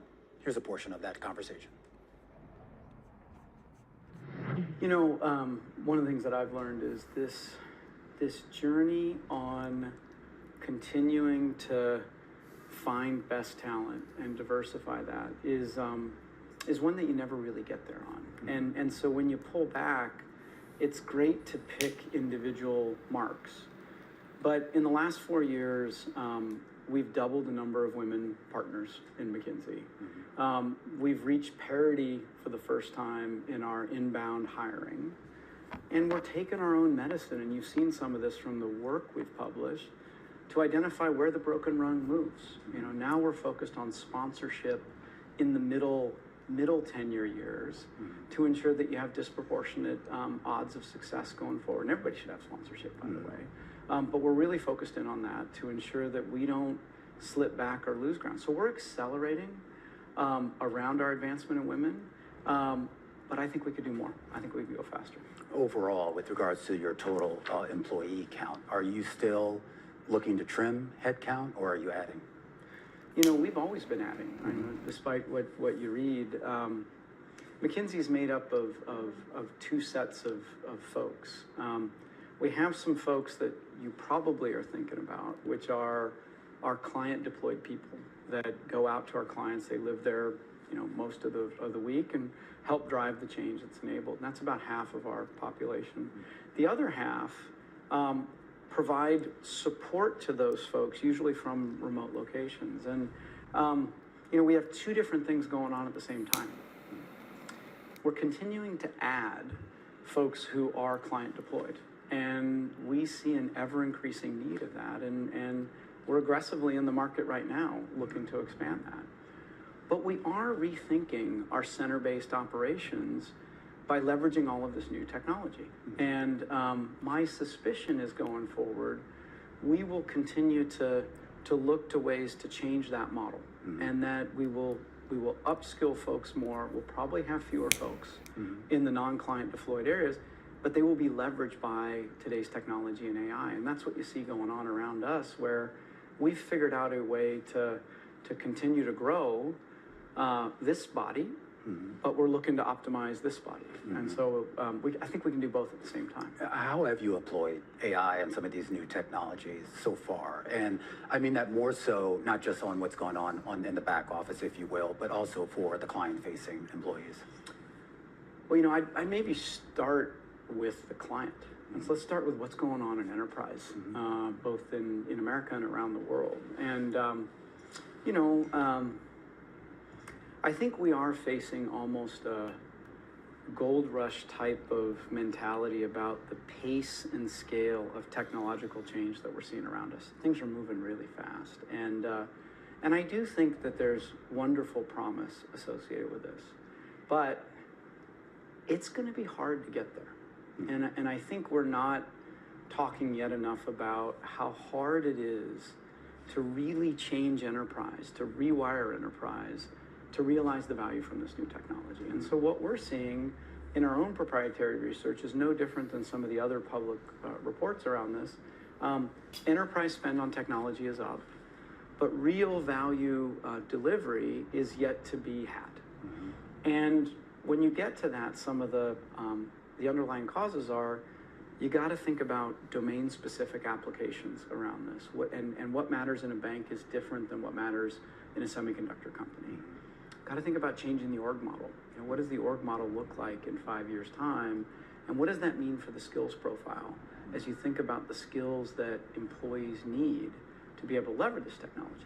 So that's going on in our clients. It's no different than in ourselves. You know, we're a 40,000 person organization spread across the globe, and what we're finding is, one, how do we think about the highest application areas? And I mentioned our knowledge centers are one of the biggest areas that we're applying this technology. But how do we also arm those client-facing consultants with tools that make them, I like to call it, make you superhuman, not superfluous? And because I often get asked, and maybe you'll get to this, you know, I get asked by a new young hire, is AI going to take my job? Right? Is this going to work me out of a job? And I say, well, it depends. You know, if you define your job as it is today, probably. Right? But if you use this as a moment to figure out what are all the things that AI can do, and then you use the time that is freed up to go help solve even more complicated problems with the client, no. Because this is a belief that, look, there'll always be something more complicated. There'll always be something more aspirational that our clients want to tackle. Yeah. And so we're on this race to figure out, how do you redesign work as you arm people with these new and amazing tools? How much is this discussion of AI dominating the requests that you're getting from clients for help right now? If I looked at the two biggest topics worldwide, and it varies based on where you are in the world, you've got a great appreciation for this, but The two biggest ones are technology writ large, which AI is at the center, but I widen it to technology. That's about 40% of the work that we're doing right now worldwide. I'd say quickly followed with, in some way, shape, or form, how do I make my organization more resilient, given everything that's going on in the world? And a belief that resilience is going to matter because I will withstand future shocks. So I need to innovate with this technology, but I need to make myself resilient at the same time. Can you help me with both of those? Are clients generally constructive about current conditions right now, not just here in the United States, but around the globe? I mean, there's been a lot of geopolitical shocks, obviously a lot when it comes to various policies coming out of the US government, as well as Europe, and now over in Asia. Are they comfortable with where we're going? You know, I think the role of a CEO is not necessarily to ever be comfortable and in any context. And, you know, and if you're an investor and you find a really comfortable CEO, that may tell you something, right? You know, and so there is this idea, I think, a role of a CEO is at one point is to be aspirational. How do you set an aspiration for change? And back to the technology point, I think you do see a lot of excitement that although it may be hard, the potential for these new technologies to transform who I am exists. Drug discovery, you know, radically shortening the cycle times, amazing customer experience, you name it, right? But on the other, that the world is getting to be a more volatile place on any dimension. You talk about a bit of government policy, but it's not the only variable in this. How are the economies performing, the role of government, you know, demographic change that you haven't dealt with, you kind of name it. And so a belief that I need to change my organization model to be able to do two things at the same time. And I like sports, right? I can't just play defense. If I just play defense, I'll be able to withstand the shocks, but I'll come out average. I can't just play offense. So if I play offense, I might win, but I might blow myself up.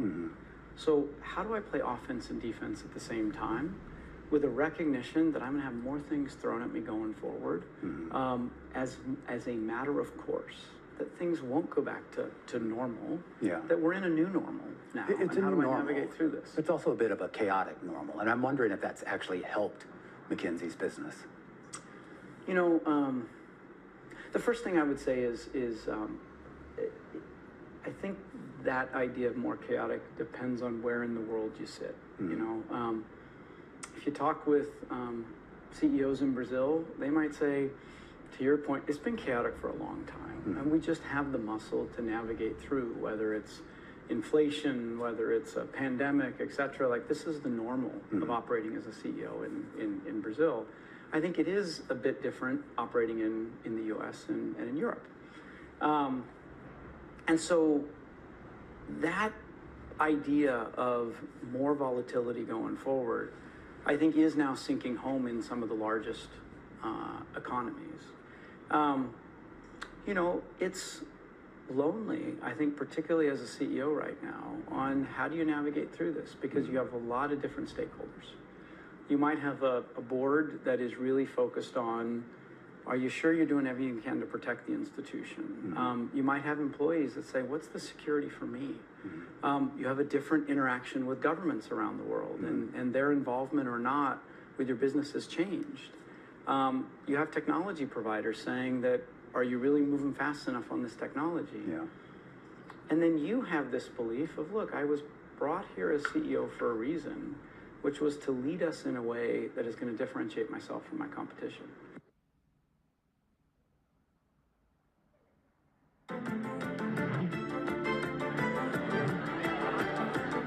Well, we may do a lot, and that's only because of the Democrats. And as you know, they want to be able to take care of people that have come into our country illegally, and no system can handle that. And so we're totally opposed on that. Trump admitted himself that he is using Americans as political pawns. He is admitting that he is doing the firing of people if, God forbid, it happens. He's using Americans as pawns, as I said. Democrats do not want a shutdown.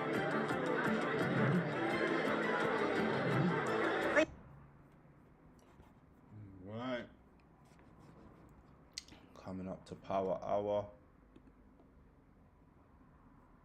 The only really thing that's popped off that we could see was Intel. Let's have a look. Oh, look, there you go. It failed.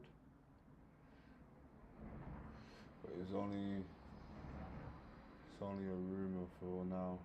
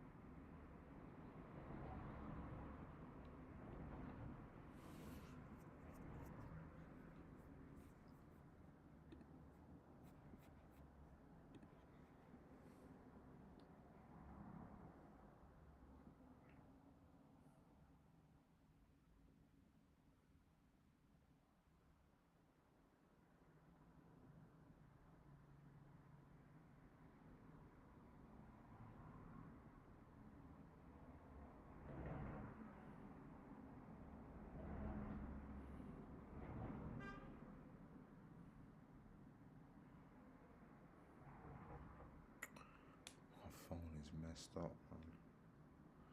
Need to get a new phone.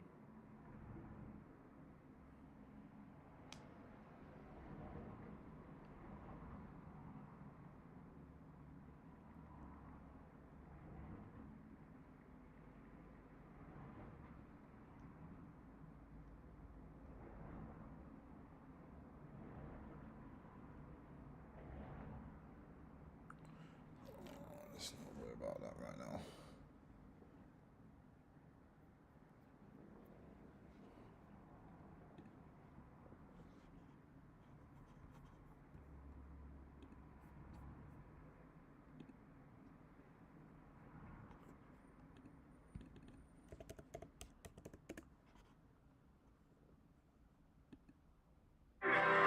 What will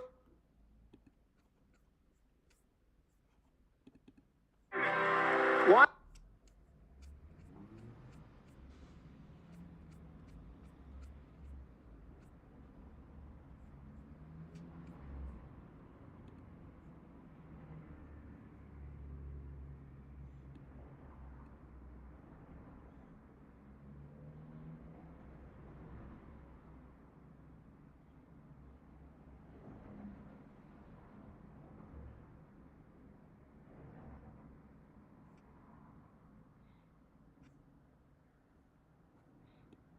This is so critical to who we are.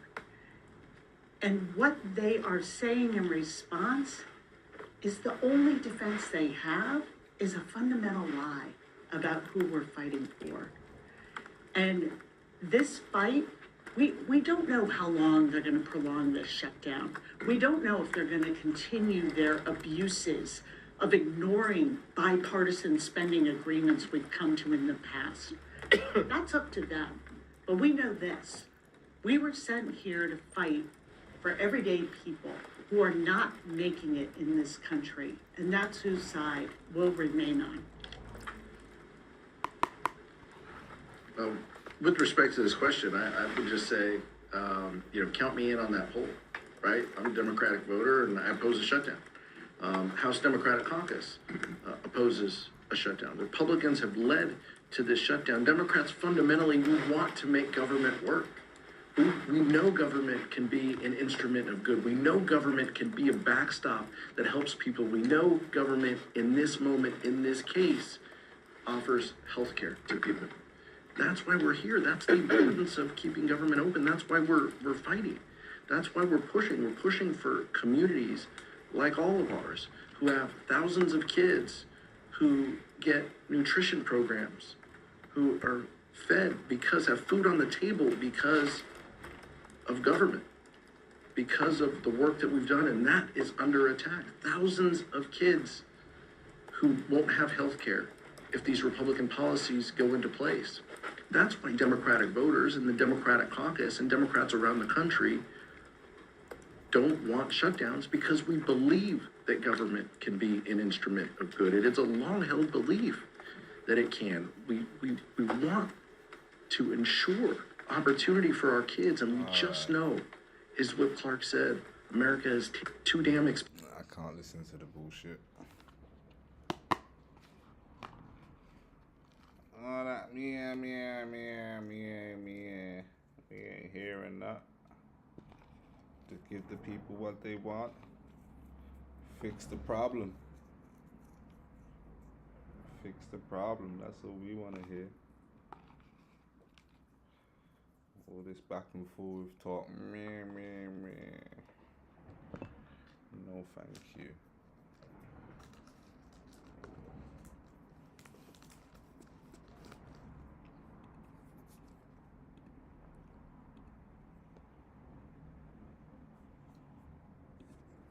I don't think I should bring another camera up.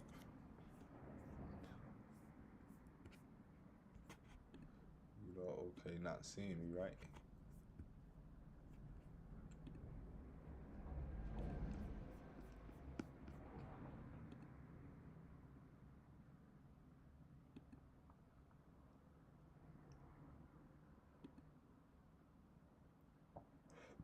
Spies running.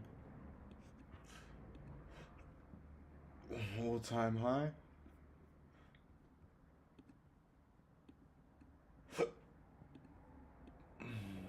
Nice.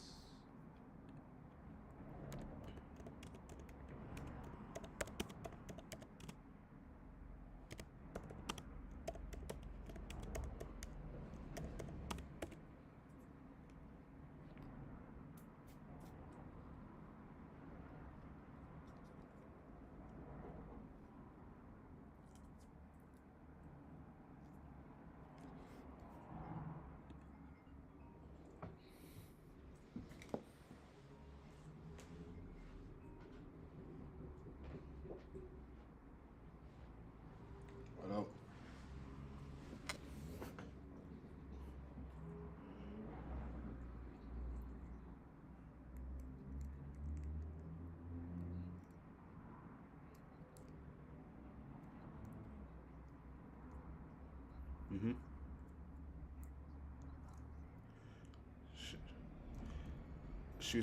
She was asking where it basically says that it's not in the pack, but where she's not really making any sense is, if there was an issue, it will be in the pack.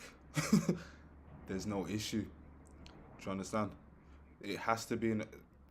This is what I'm saying to you, innit? So she's basically saying, yes, I understand that it's not in there, but from her eyes, from looking, this is what she thinks, innit? I've stated this to her on the phone, innit? But if you want me to reply back to her in an email just so she's got it in writing, I'll do so, innit?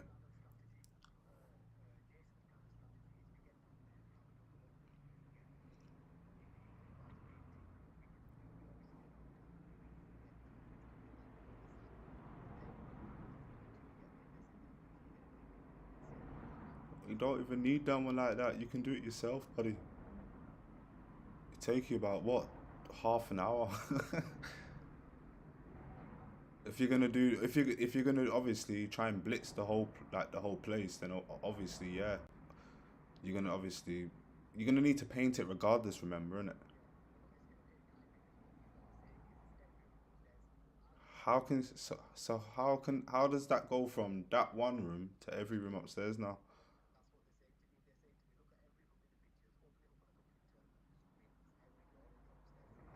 I'm gonna take it. All right, cool.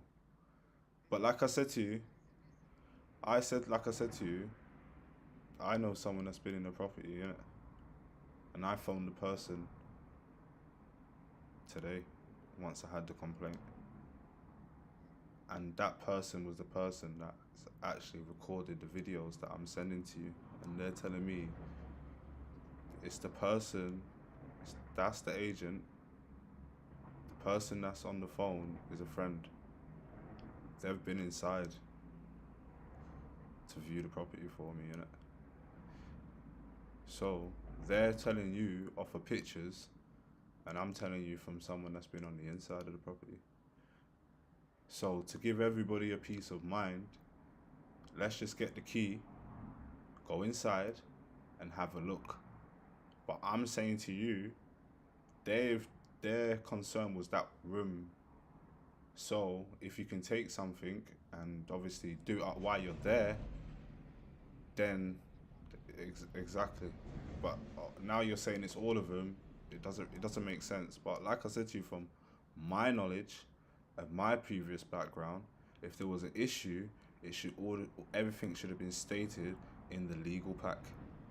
She's basically going off her own eyes, innit? Do you know what I'm saying? No. I sent, you lot should have,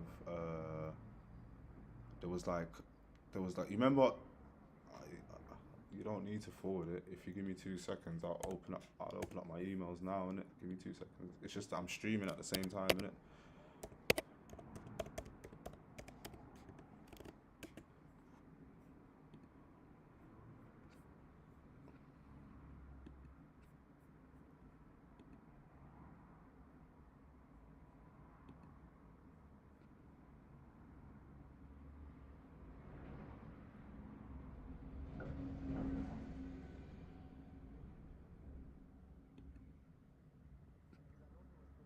So I sent it to your missus on the 9th or the 20. Oh no, sorry, or the 22nd.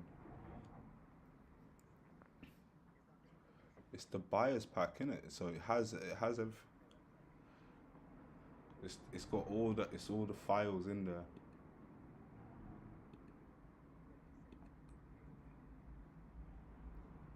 It's got a zip folder in there, so it's the only one with a zip folder.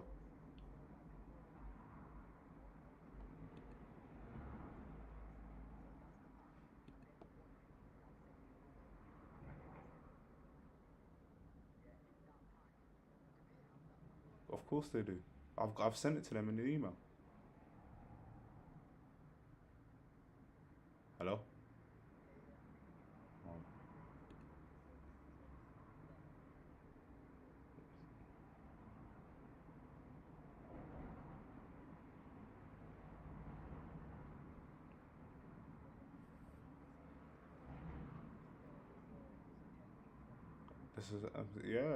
This is it's in depth, innit, buddy? It's not, you can't just look at it like that. That's why I said to them, have you even looked through the report? And it was like I was like, so that means you haven't even looked through the report. Why would you just go off your own eyes? If it was a problem, it would have been stated in the report.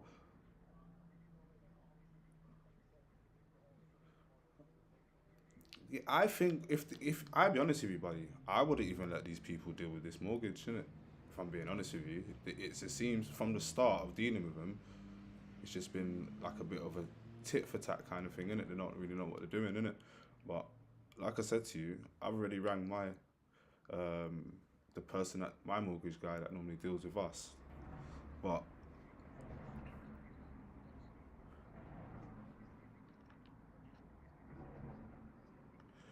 you definitely want to go and look anyway.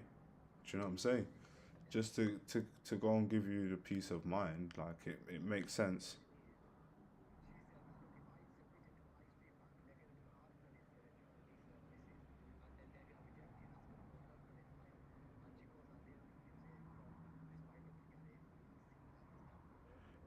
Yeah.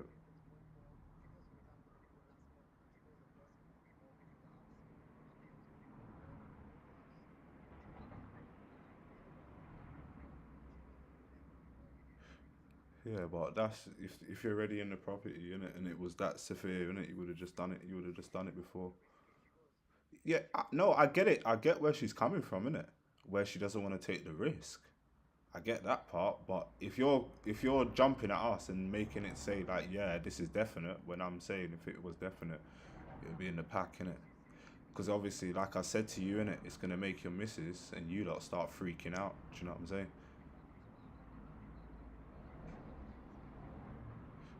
There's no time. There's no time kicking, buddy. Stop rushing, brother. Stop. You stop rushing, buddy. Don't worry, innit? Everything has to check out before you move with it, buddy. Like, stop rushing, innit? I've said this to you from the start. That 100. Remember, we have to get that mark lifted off the file, innit? So that's what the 100 days is for. It normally takes 50 something days, innit? So just relax, buddy. You've got plenty of time to do what you need to do, innit? Of course they're gonna give you. Of course they're gonna give you the key. They have to give you the key anyway. But like I said, no, they can give you the key now. Of course they can. Why is it gonna be an issue? We've paid for it, buddy.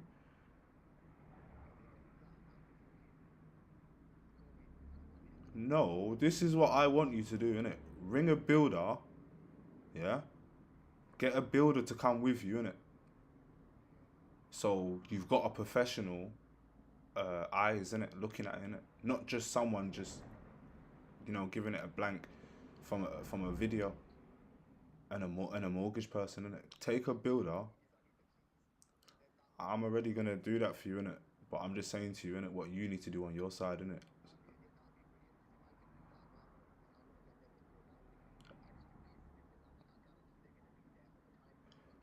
Yeah, but if they, this is what I'm saying, innit? They're gonna give you a time scale when they're gonna give us the keys, innit? I'm gonna request it, and they're gonna say this is the time, innit? So, in that time, you make sure you can get your person, innit? I'm gonna find out, innit, buddy, innit? I'll do what I can, innit? No worries. All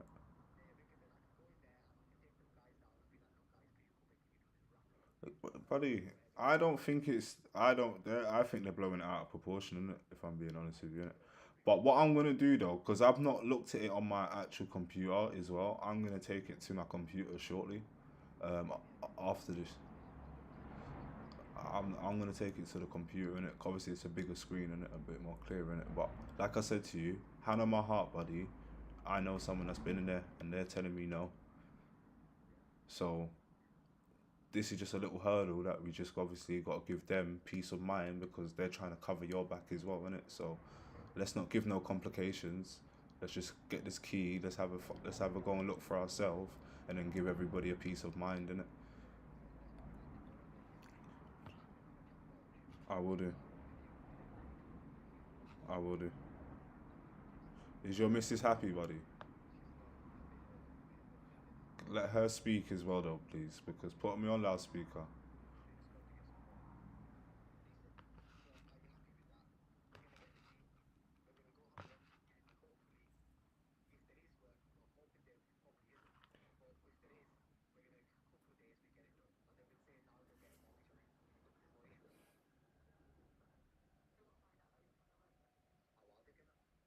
It will dry. They're not gonna come up.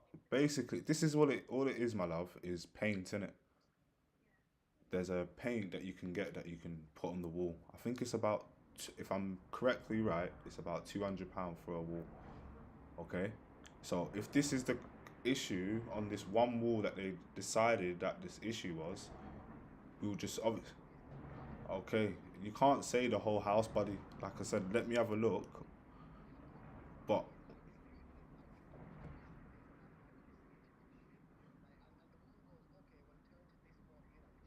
which one?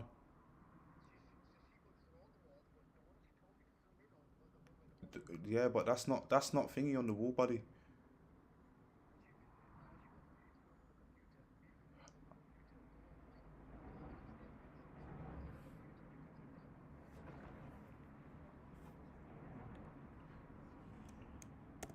The mark on the ceiling, we could see that, but there weren't no leaks there, innit? I'll have a look in it.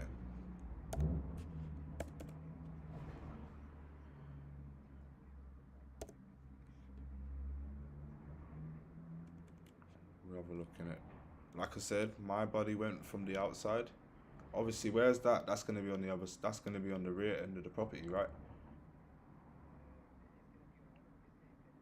No, but where was that room? What? Okay.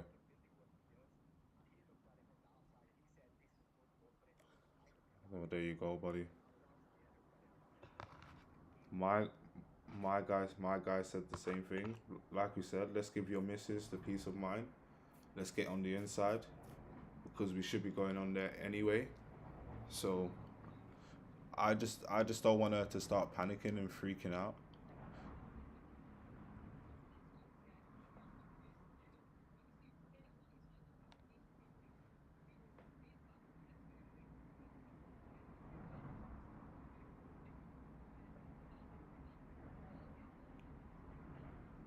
Either way, I know how to fix the problem anyway, innit?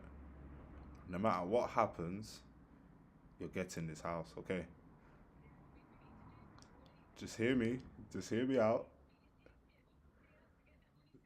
Don't worry. If anything, if you lose it, I'll take it out my own pocket. I do.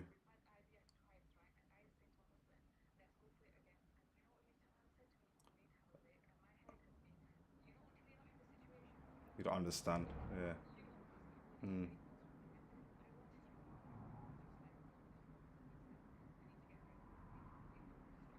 Mhm. That was trying, and now this is happening. Listen, I've already got a backup plan for you, innit? You're listen to. I'm telling you now, hand on my heart. No matter what happens, you're walking away with this house. I've got a backup plan. You are not gonna lose. You're not gonna lose. The backup plan might squeeze us a bit, but you're not gonna lose on this house, innit? I promise you, you lot are walking away with this house with this chunky worth of profit in this house. A hand on my heart. I've got a backup plan. I rang someone else because I don't go into things blind. I'm telling you this now. You're walking away with the house. Okay. I've There's a different strategy that you can take, but you're gonna open. Obviously, I'm streaming now, so I can't say too much in it. If when I come off the stream at 9 o'clock, I'll tell you exactly the second plan that we're gonna do if this don't work, and I'll explain it to you. But again, because I'm streaming, everyone can hear me live in it on this conversation. They can't hear you lot. I haven't put it on. I haven't put it. Obviously remember I was telling you about the trading and all that kind of stuff. I'm. No worries. Okay.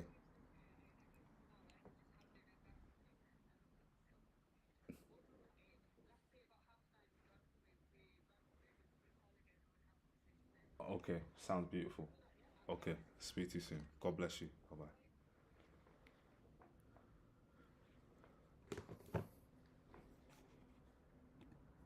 The real estate game, man. These are the things you gotta deal with. I wish I could have put them live in it, but like I said, when we get to this house, because I know I'm gonna get to this house anyway, they're gonna come on. They're gonna tell you about all of these little stresses. So people that are just first time buying the house, these are all the kind of people are scared, freaking out when things go wrong. Like it's perfectly normal, but it's obviously, like I said, when you're first time buying a property, you're gonna go through some nerves, and this one seems to just have 1-2 issues with their mortgage brokers. For what reason, I don't know, because I've spoken to my own mortgage brokers and they're saying it's fine. So yeah, we're gonna get to the issue, the bottom of this regardless. And yeah, it's regardless, they're gonna get the house anyway, and I know that for a fact. And yeah, so let's go, power hour. Last hour of trading, put it in a group.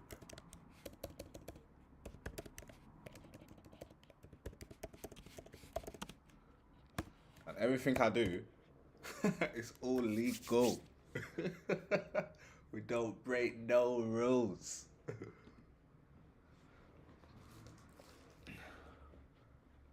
What time is it? 8 o'clock. We got half an hour. We got an hour left.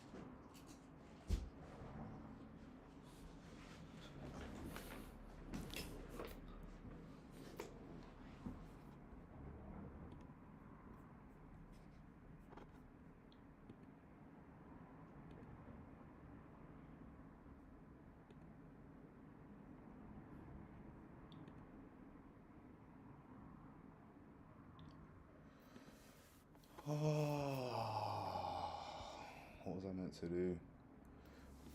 Alright, let's see if we can find any trades we missed out on Intel. Looks like it was a dud anyway. Looking like a dud.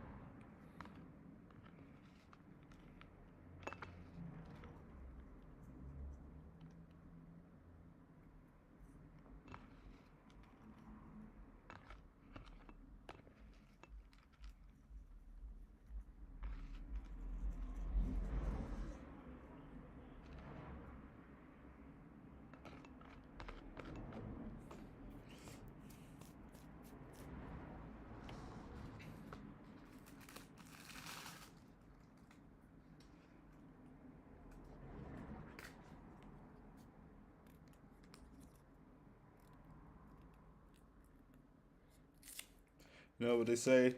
Nobody gets left behind, man. Nobody gets left behind. We're trying to make everybody rich. We're trying to make everybody rich. Nobody gets left behind, man. Nobody gets left behind.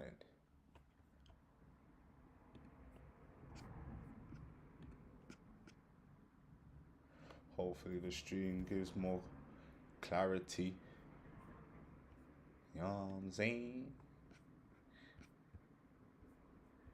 Literally nothing. What did I say? Nothing a go on. Nothing a go on. Market's at its all-time high, flowing like a birdie.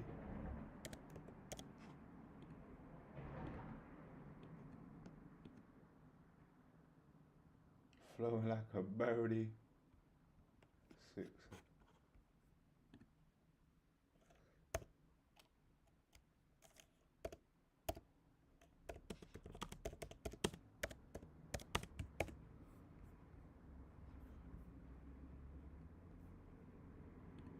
Let me edit that. Put the wrong number.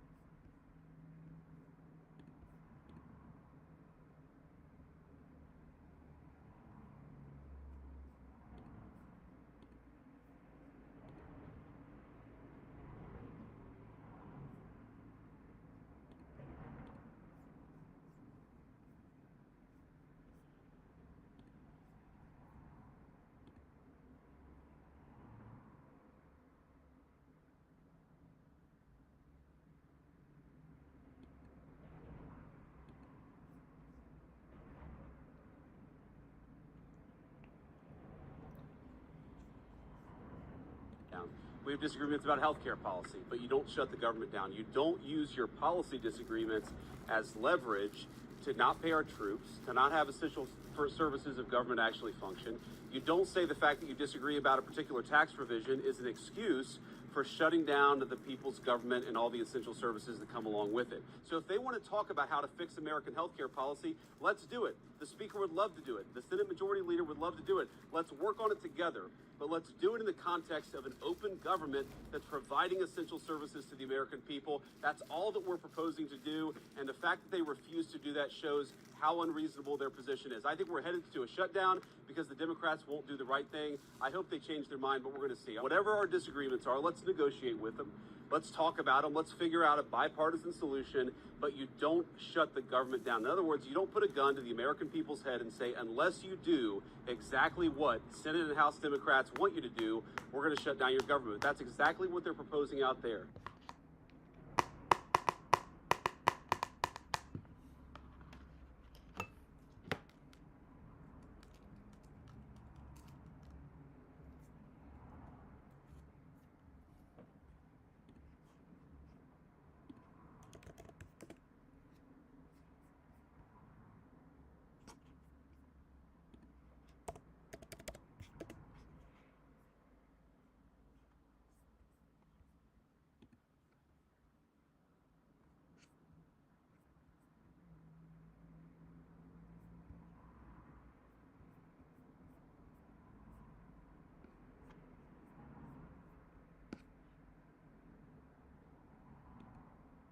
We all live in an uncertain world. From global conflict and crises to moments full of hope and unity. We'll take you to the heart of the story and help you understand the world around us. Join me, Yalda Hakim, on my new show, The World, on Sky News. Take a chill pill and stop worrying about it.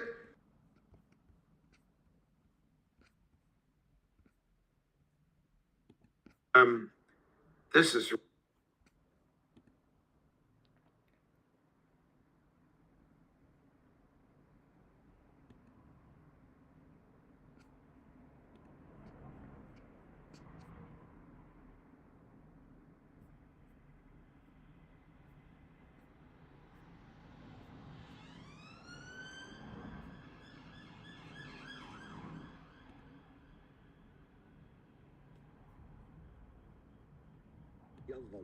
or Trump the rule of law. So you put it in the realm of political decision as political matter. And this is what happened with the humanitarian aid now. This is why you have problem with the humanitarian aid. So, I mean, that brings me, Hassan, to just say this flotilla is approaching Israeli maritime waters. So isn't Israel entitled to be doing what it's doing? Now, where they entered now, and they were taken from the international water. Israel is not allowed to take them from the international water. Taking you from international water meaning kidnapping you, not arresting you. The arrest is legal term. Kidnap when I behaved to you and took you illegally. So to take them from the international water is illegal. This is why Israel, until now, didn't succeed to bring people, activists, before a trial, because then the main question will be whether the arrest legal or illegal. So it becomes kidnapping. Nida, what about this whole idea that, you know, from the Israeli perspective, and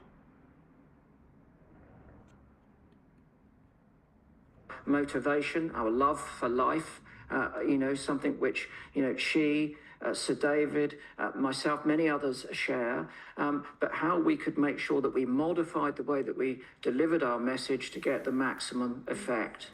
And there are a portfolio of means of capturing people's attention and drawing them urgently to that need to protect life on Earth. And hers had a particularly, beautiful way of delivery. She was a wonderful... She just had that twinkle in her eye. Whenever I saw Jane, and very often I would see her without having the opportunity to speak to her, we'd be at an event, we'd both be trying to do our own thing, but the twinkle in her eye would be there across the whole room, and that spark, that sparkle, burns so bright from those formative experiences that I think she probably had in the African bush. And it's that was probably that love that was the fuel that kept her going so strongly right up until the end of her life. But as I say, at this point in time, we are in deep, deep crisis, and we all have to use our voices to try and affect change as rapidly as possible. And we've just lost a very important voice indeed, and that is a big worry.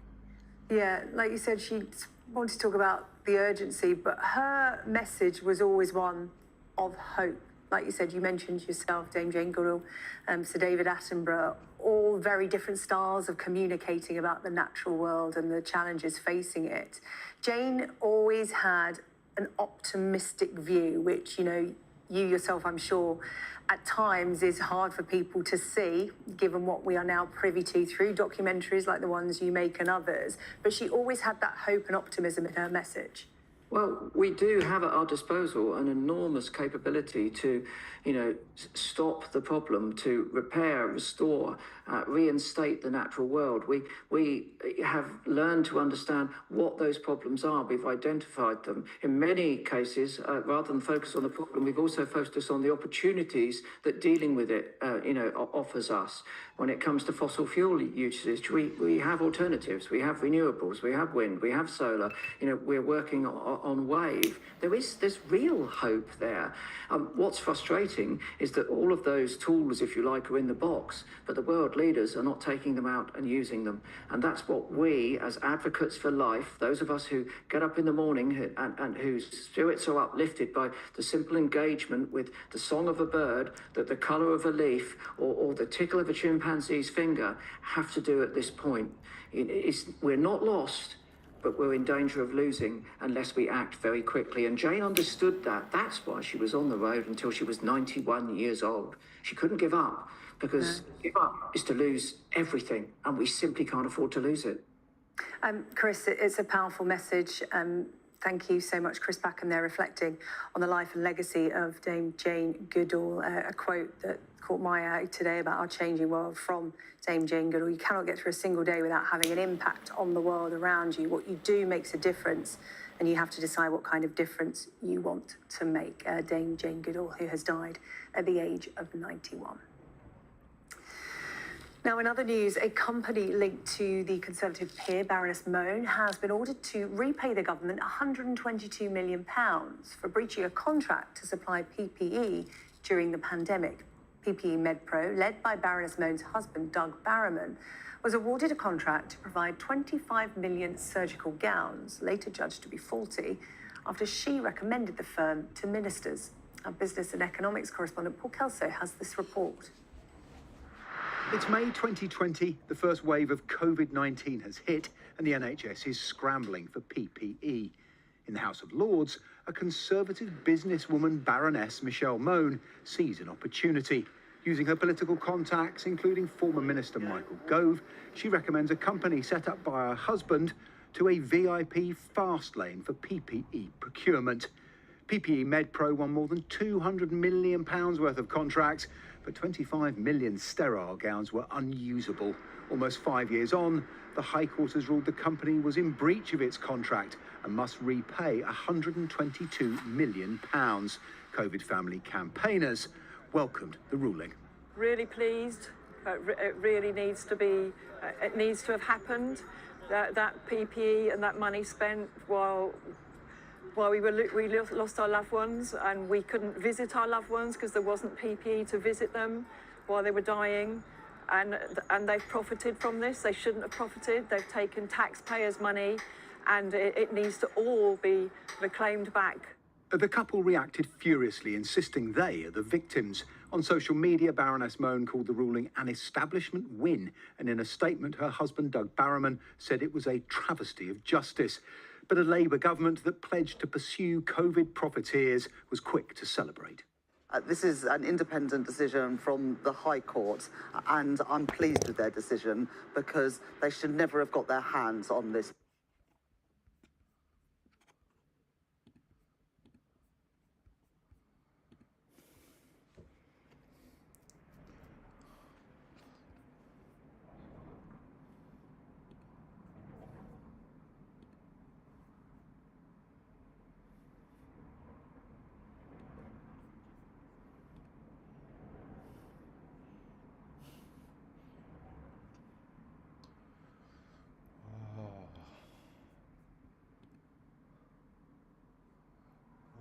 a day.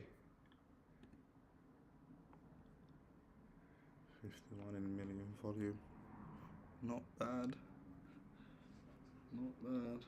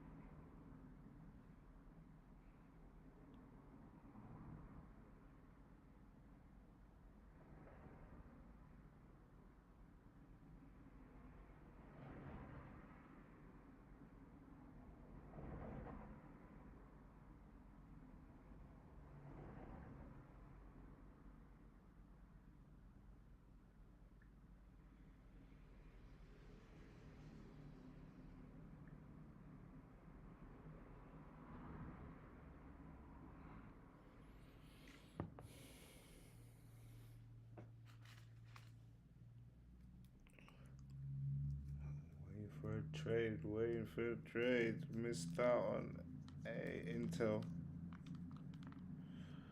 It was a bit of a dud. Not recording into the last half an hour.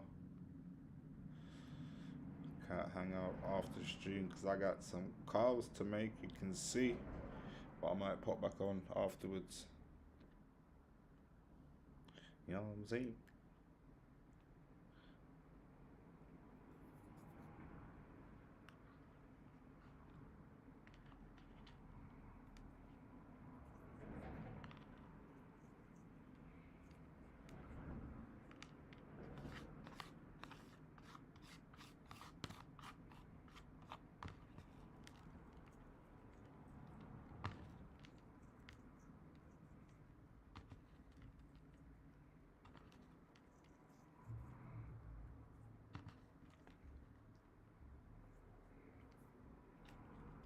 Yeah, I'm saying.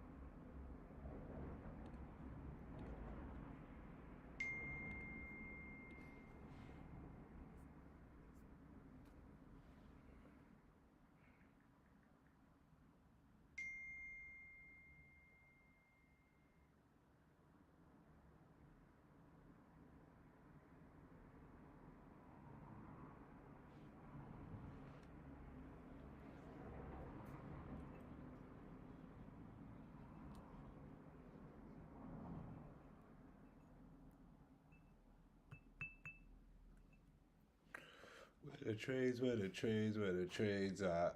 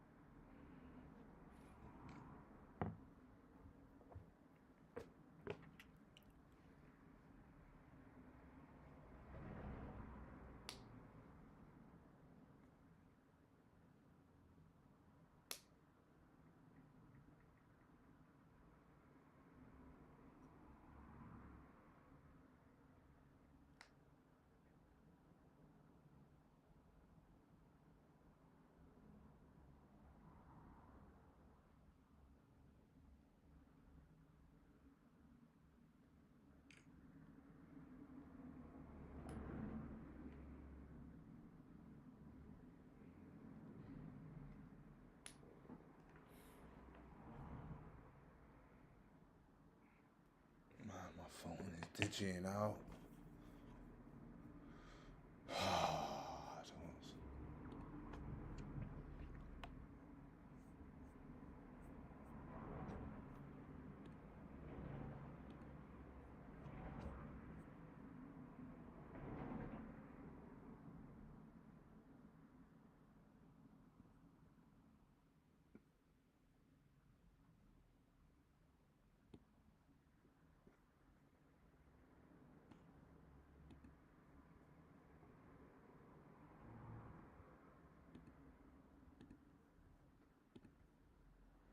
Just been a lot of government shutdown talk. Nothing's really happening. Yeah, had a little noise of AMD, but apart from that, not seeing anything much today.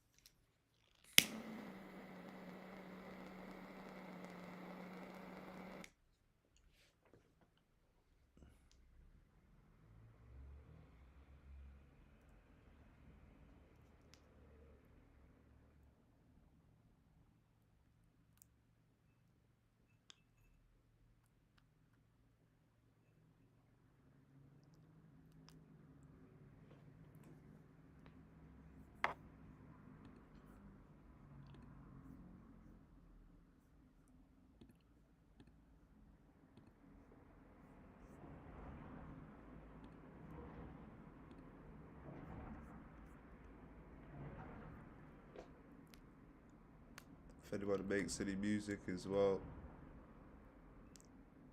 hit me up. I need some music in the background. Need something original.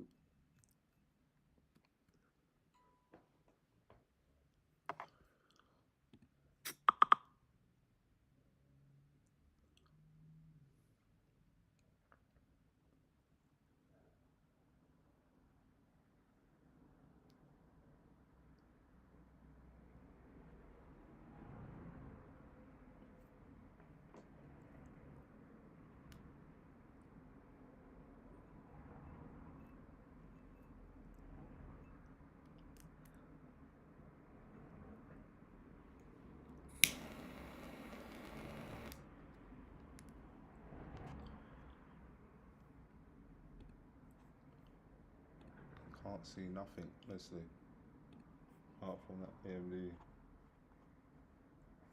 Intel.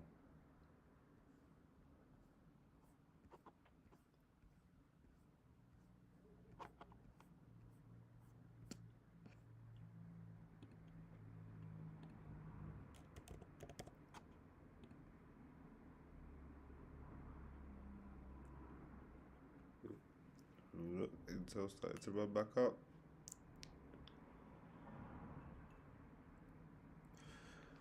Starting to go again.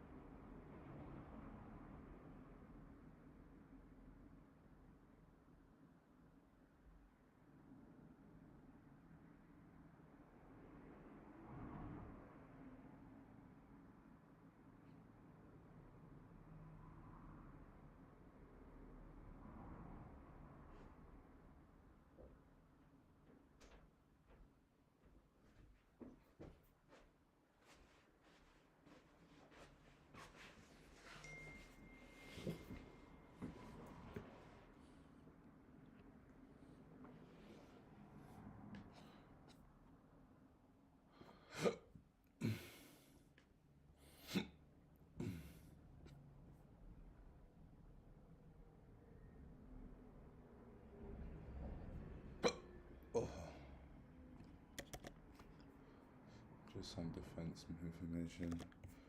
Nothing crazy.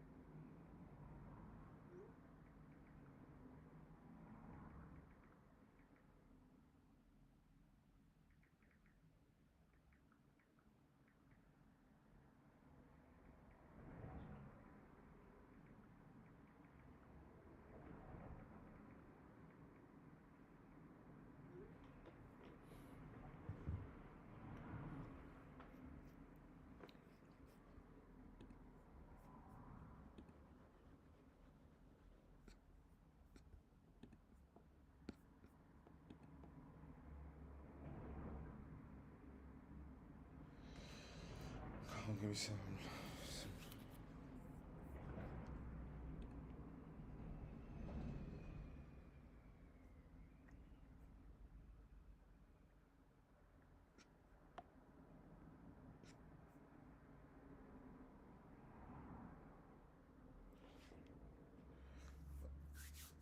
Last 15 minutes.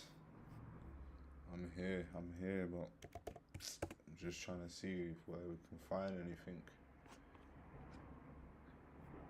Can't see anything.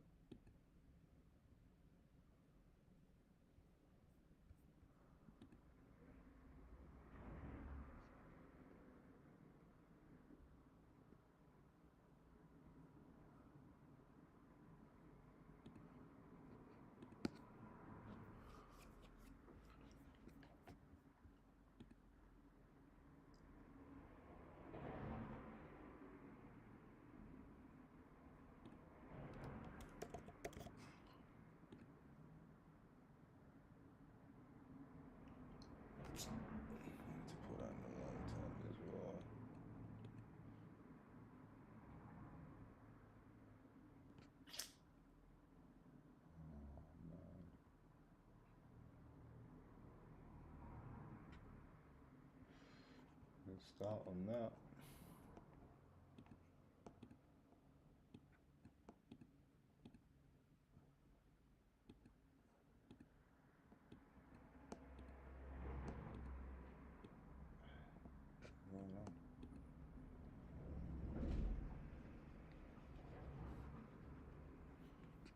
What is going on? What is going on?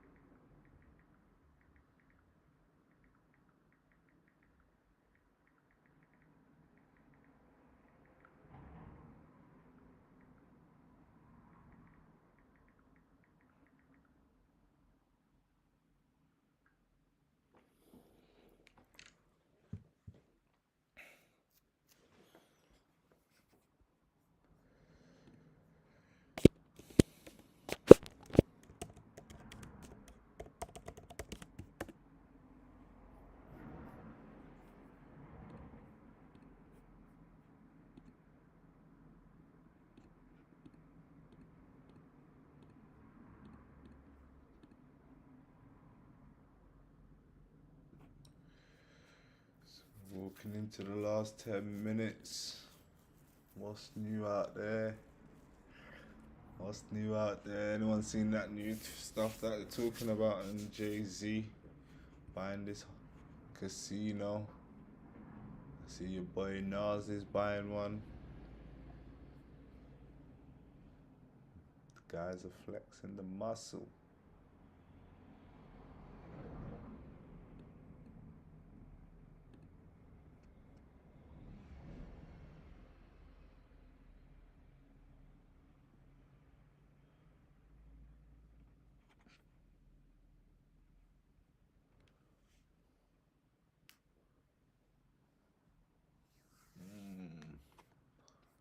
We got some work to do though. But like I said, this is going to be hopefully a safe place where people want to learn investing, trading, real estate, business. Try to give all my expertise, my knowledge. If anyone needs any help, any advice, like I said, we're going to try and do all this live. So if you look at all my videos in the past where I've showed you I've done this X, Y, and Z, 10 minutes, half an hour a day, I'm going to show you it all live in front of you. When we're doing real estate deals, we're going to do it live, right in front of you. Yeah, just trying to be as transparent about this as much as possible and see if we can help some more people out there. That's the aim, to help more people that is trying to get financial independency. That's the goal, right? Everybody wants to do things on their own term.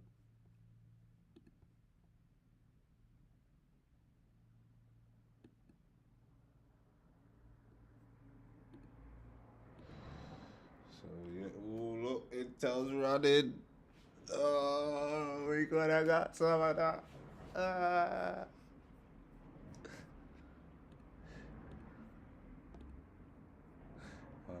It is what it is, you know what I'm saying?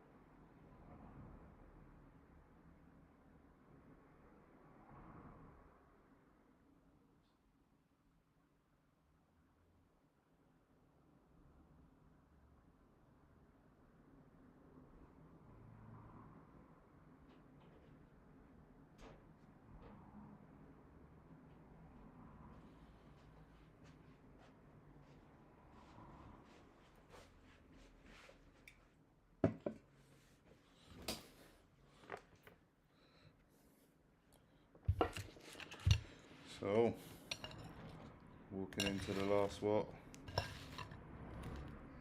2 minutes.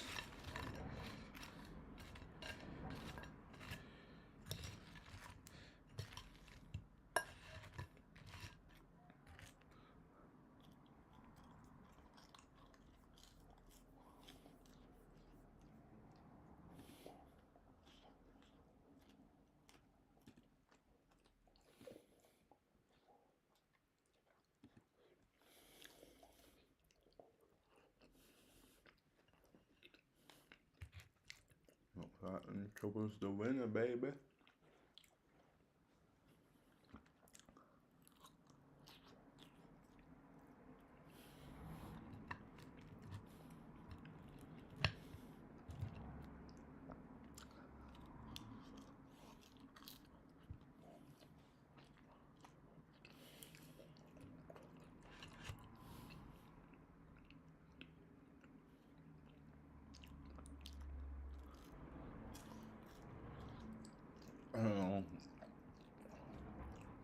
Just to make sure we're all clear, this is not prop firm money. And you know that we're trading live. I'll tell you how. You're gonna hear this second. Give it a sec. You're gonna hear this. Watch.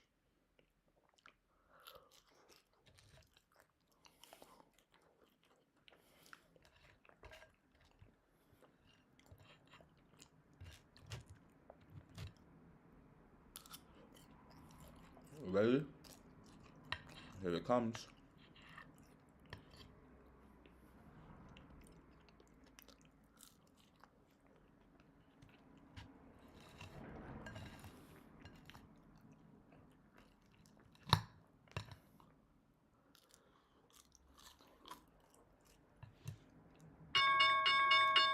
Alright, ding, ding, ding, ding, ding, ding, ding. Our market is officially closed. Actually, no, we don't with real money.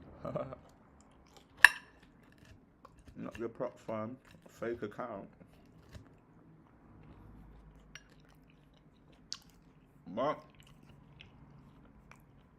I'm gonna love you lot and leave you. Hold on. See if we got any earnings.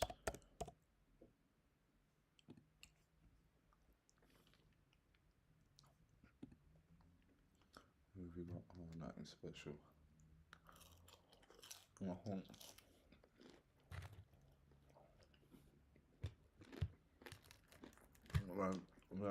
We had Nike earnings after the bell yesterday as well. I didn't get to stream that because I had to go.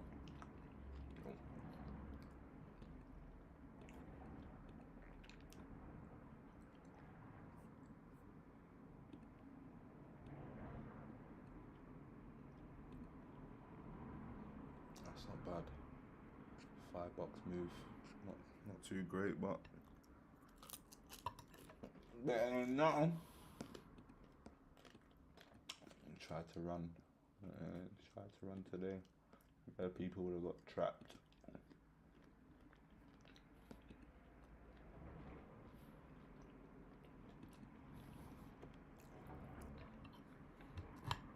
But yeah, that's the end of the day.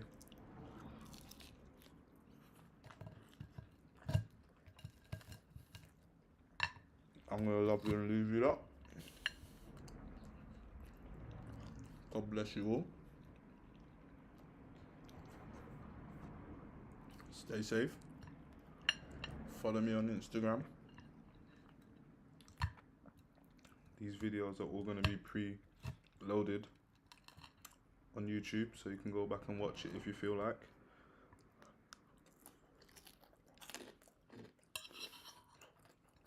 And we're going to try and be here every day, like I said. So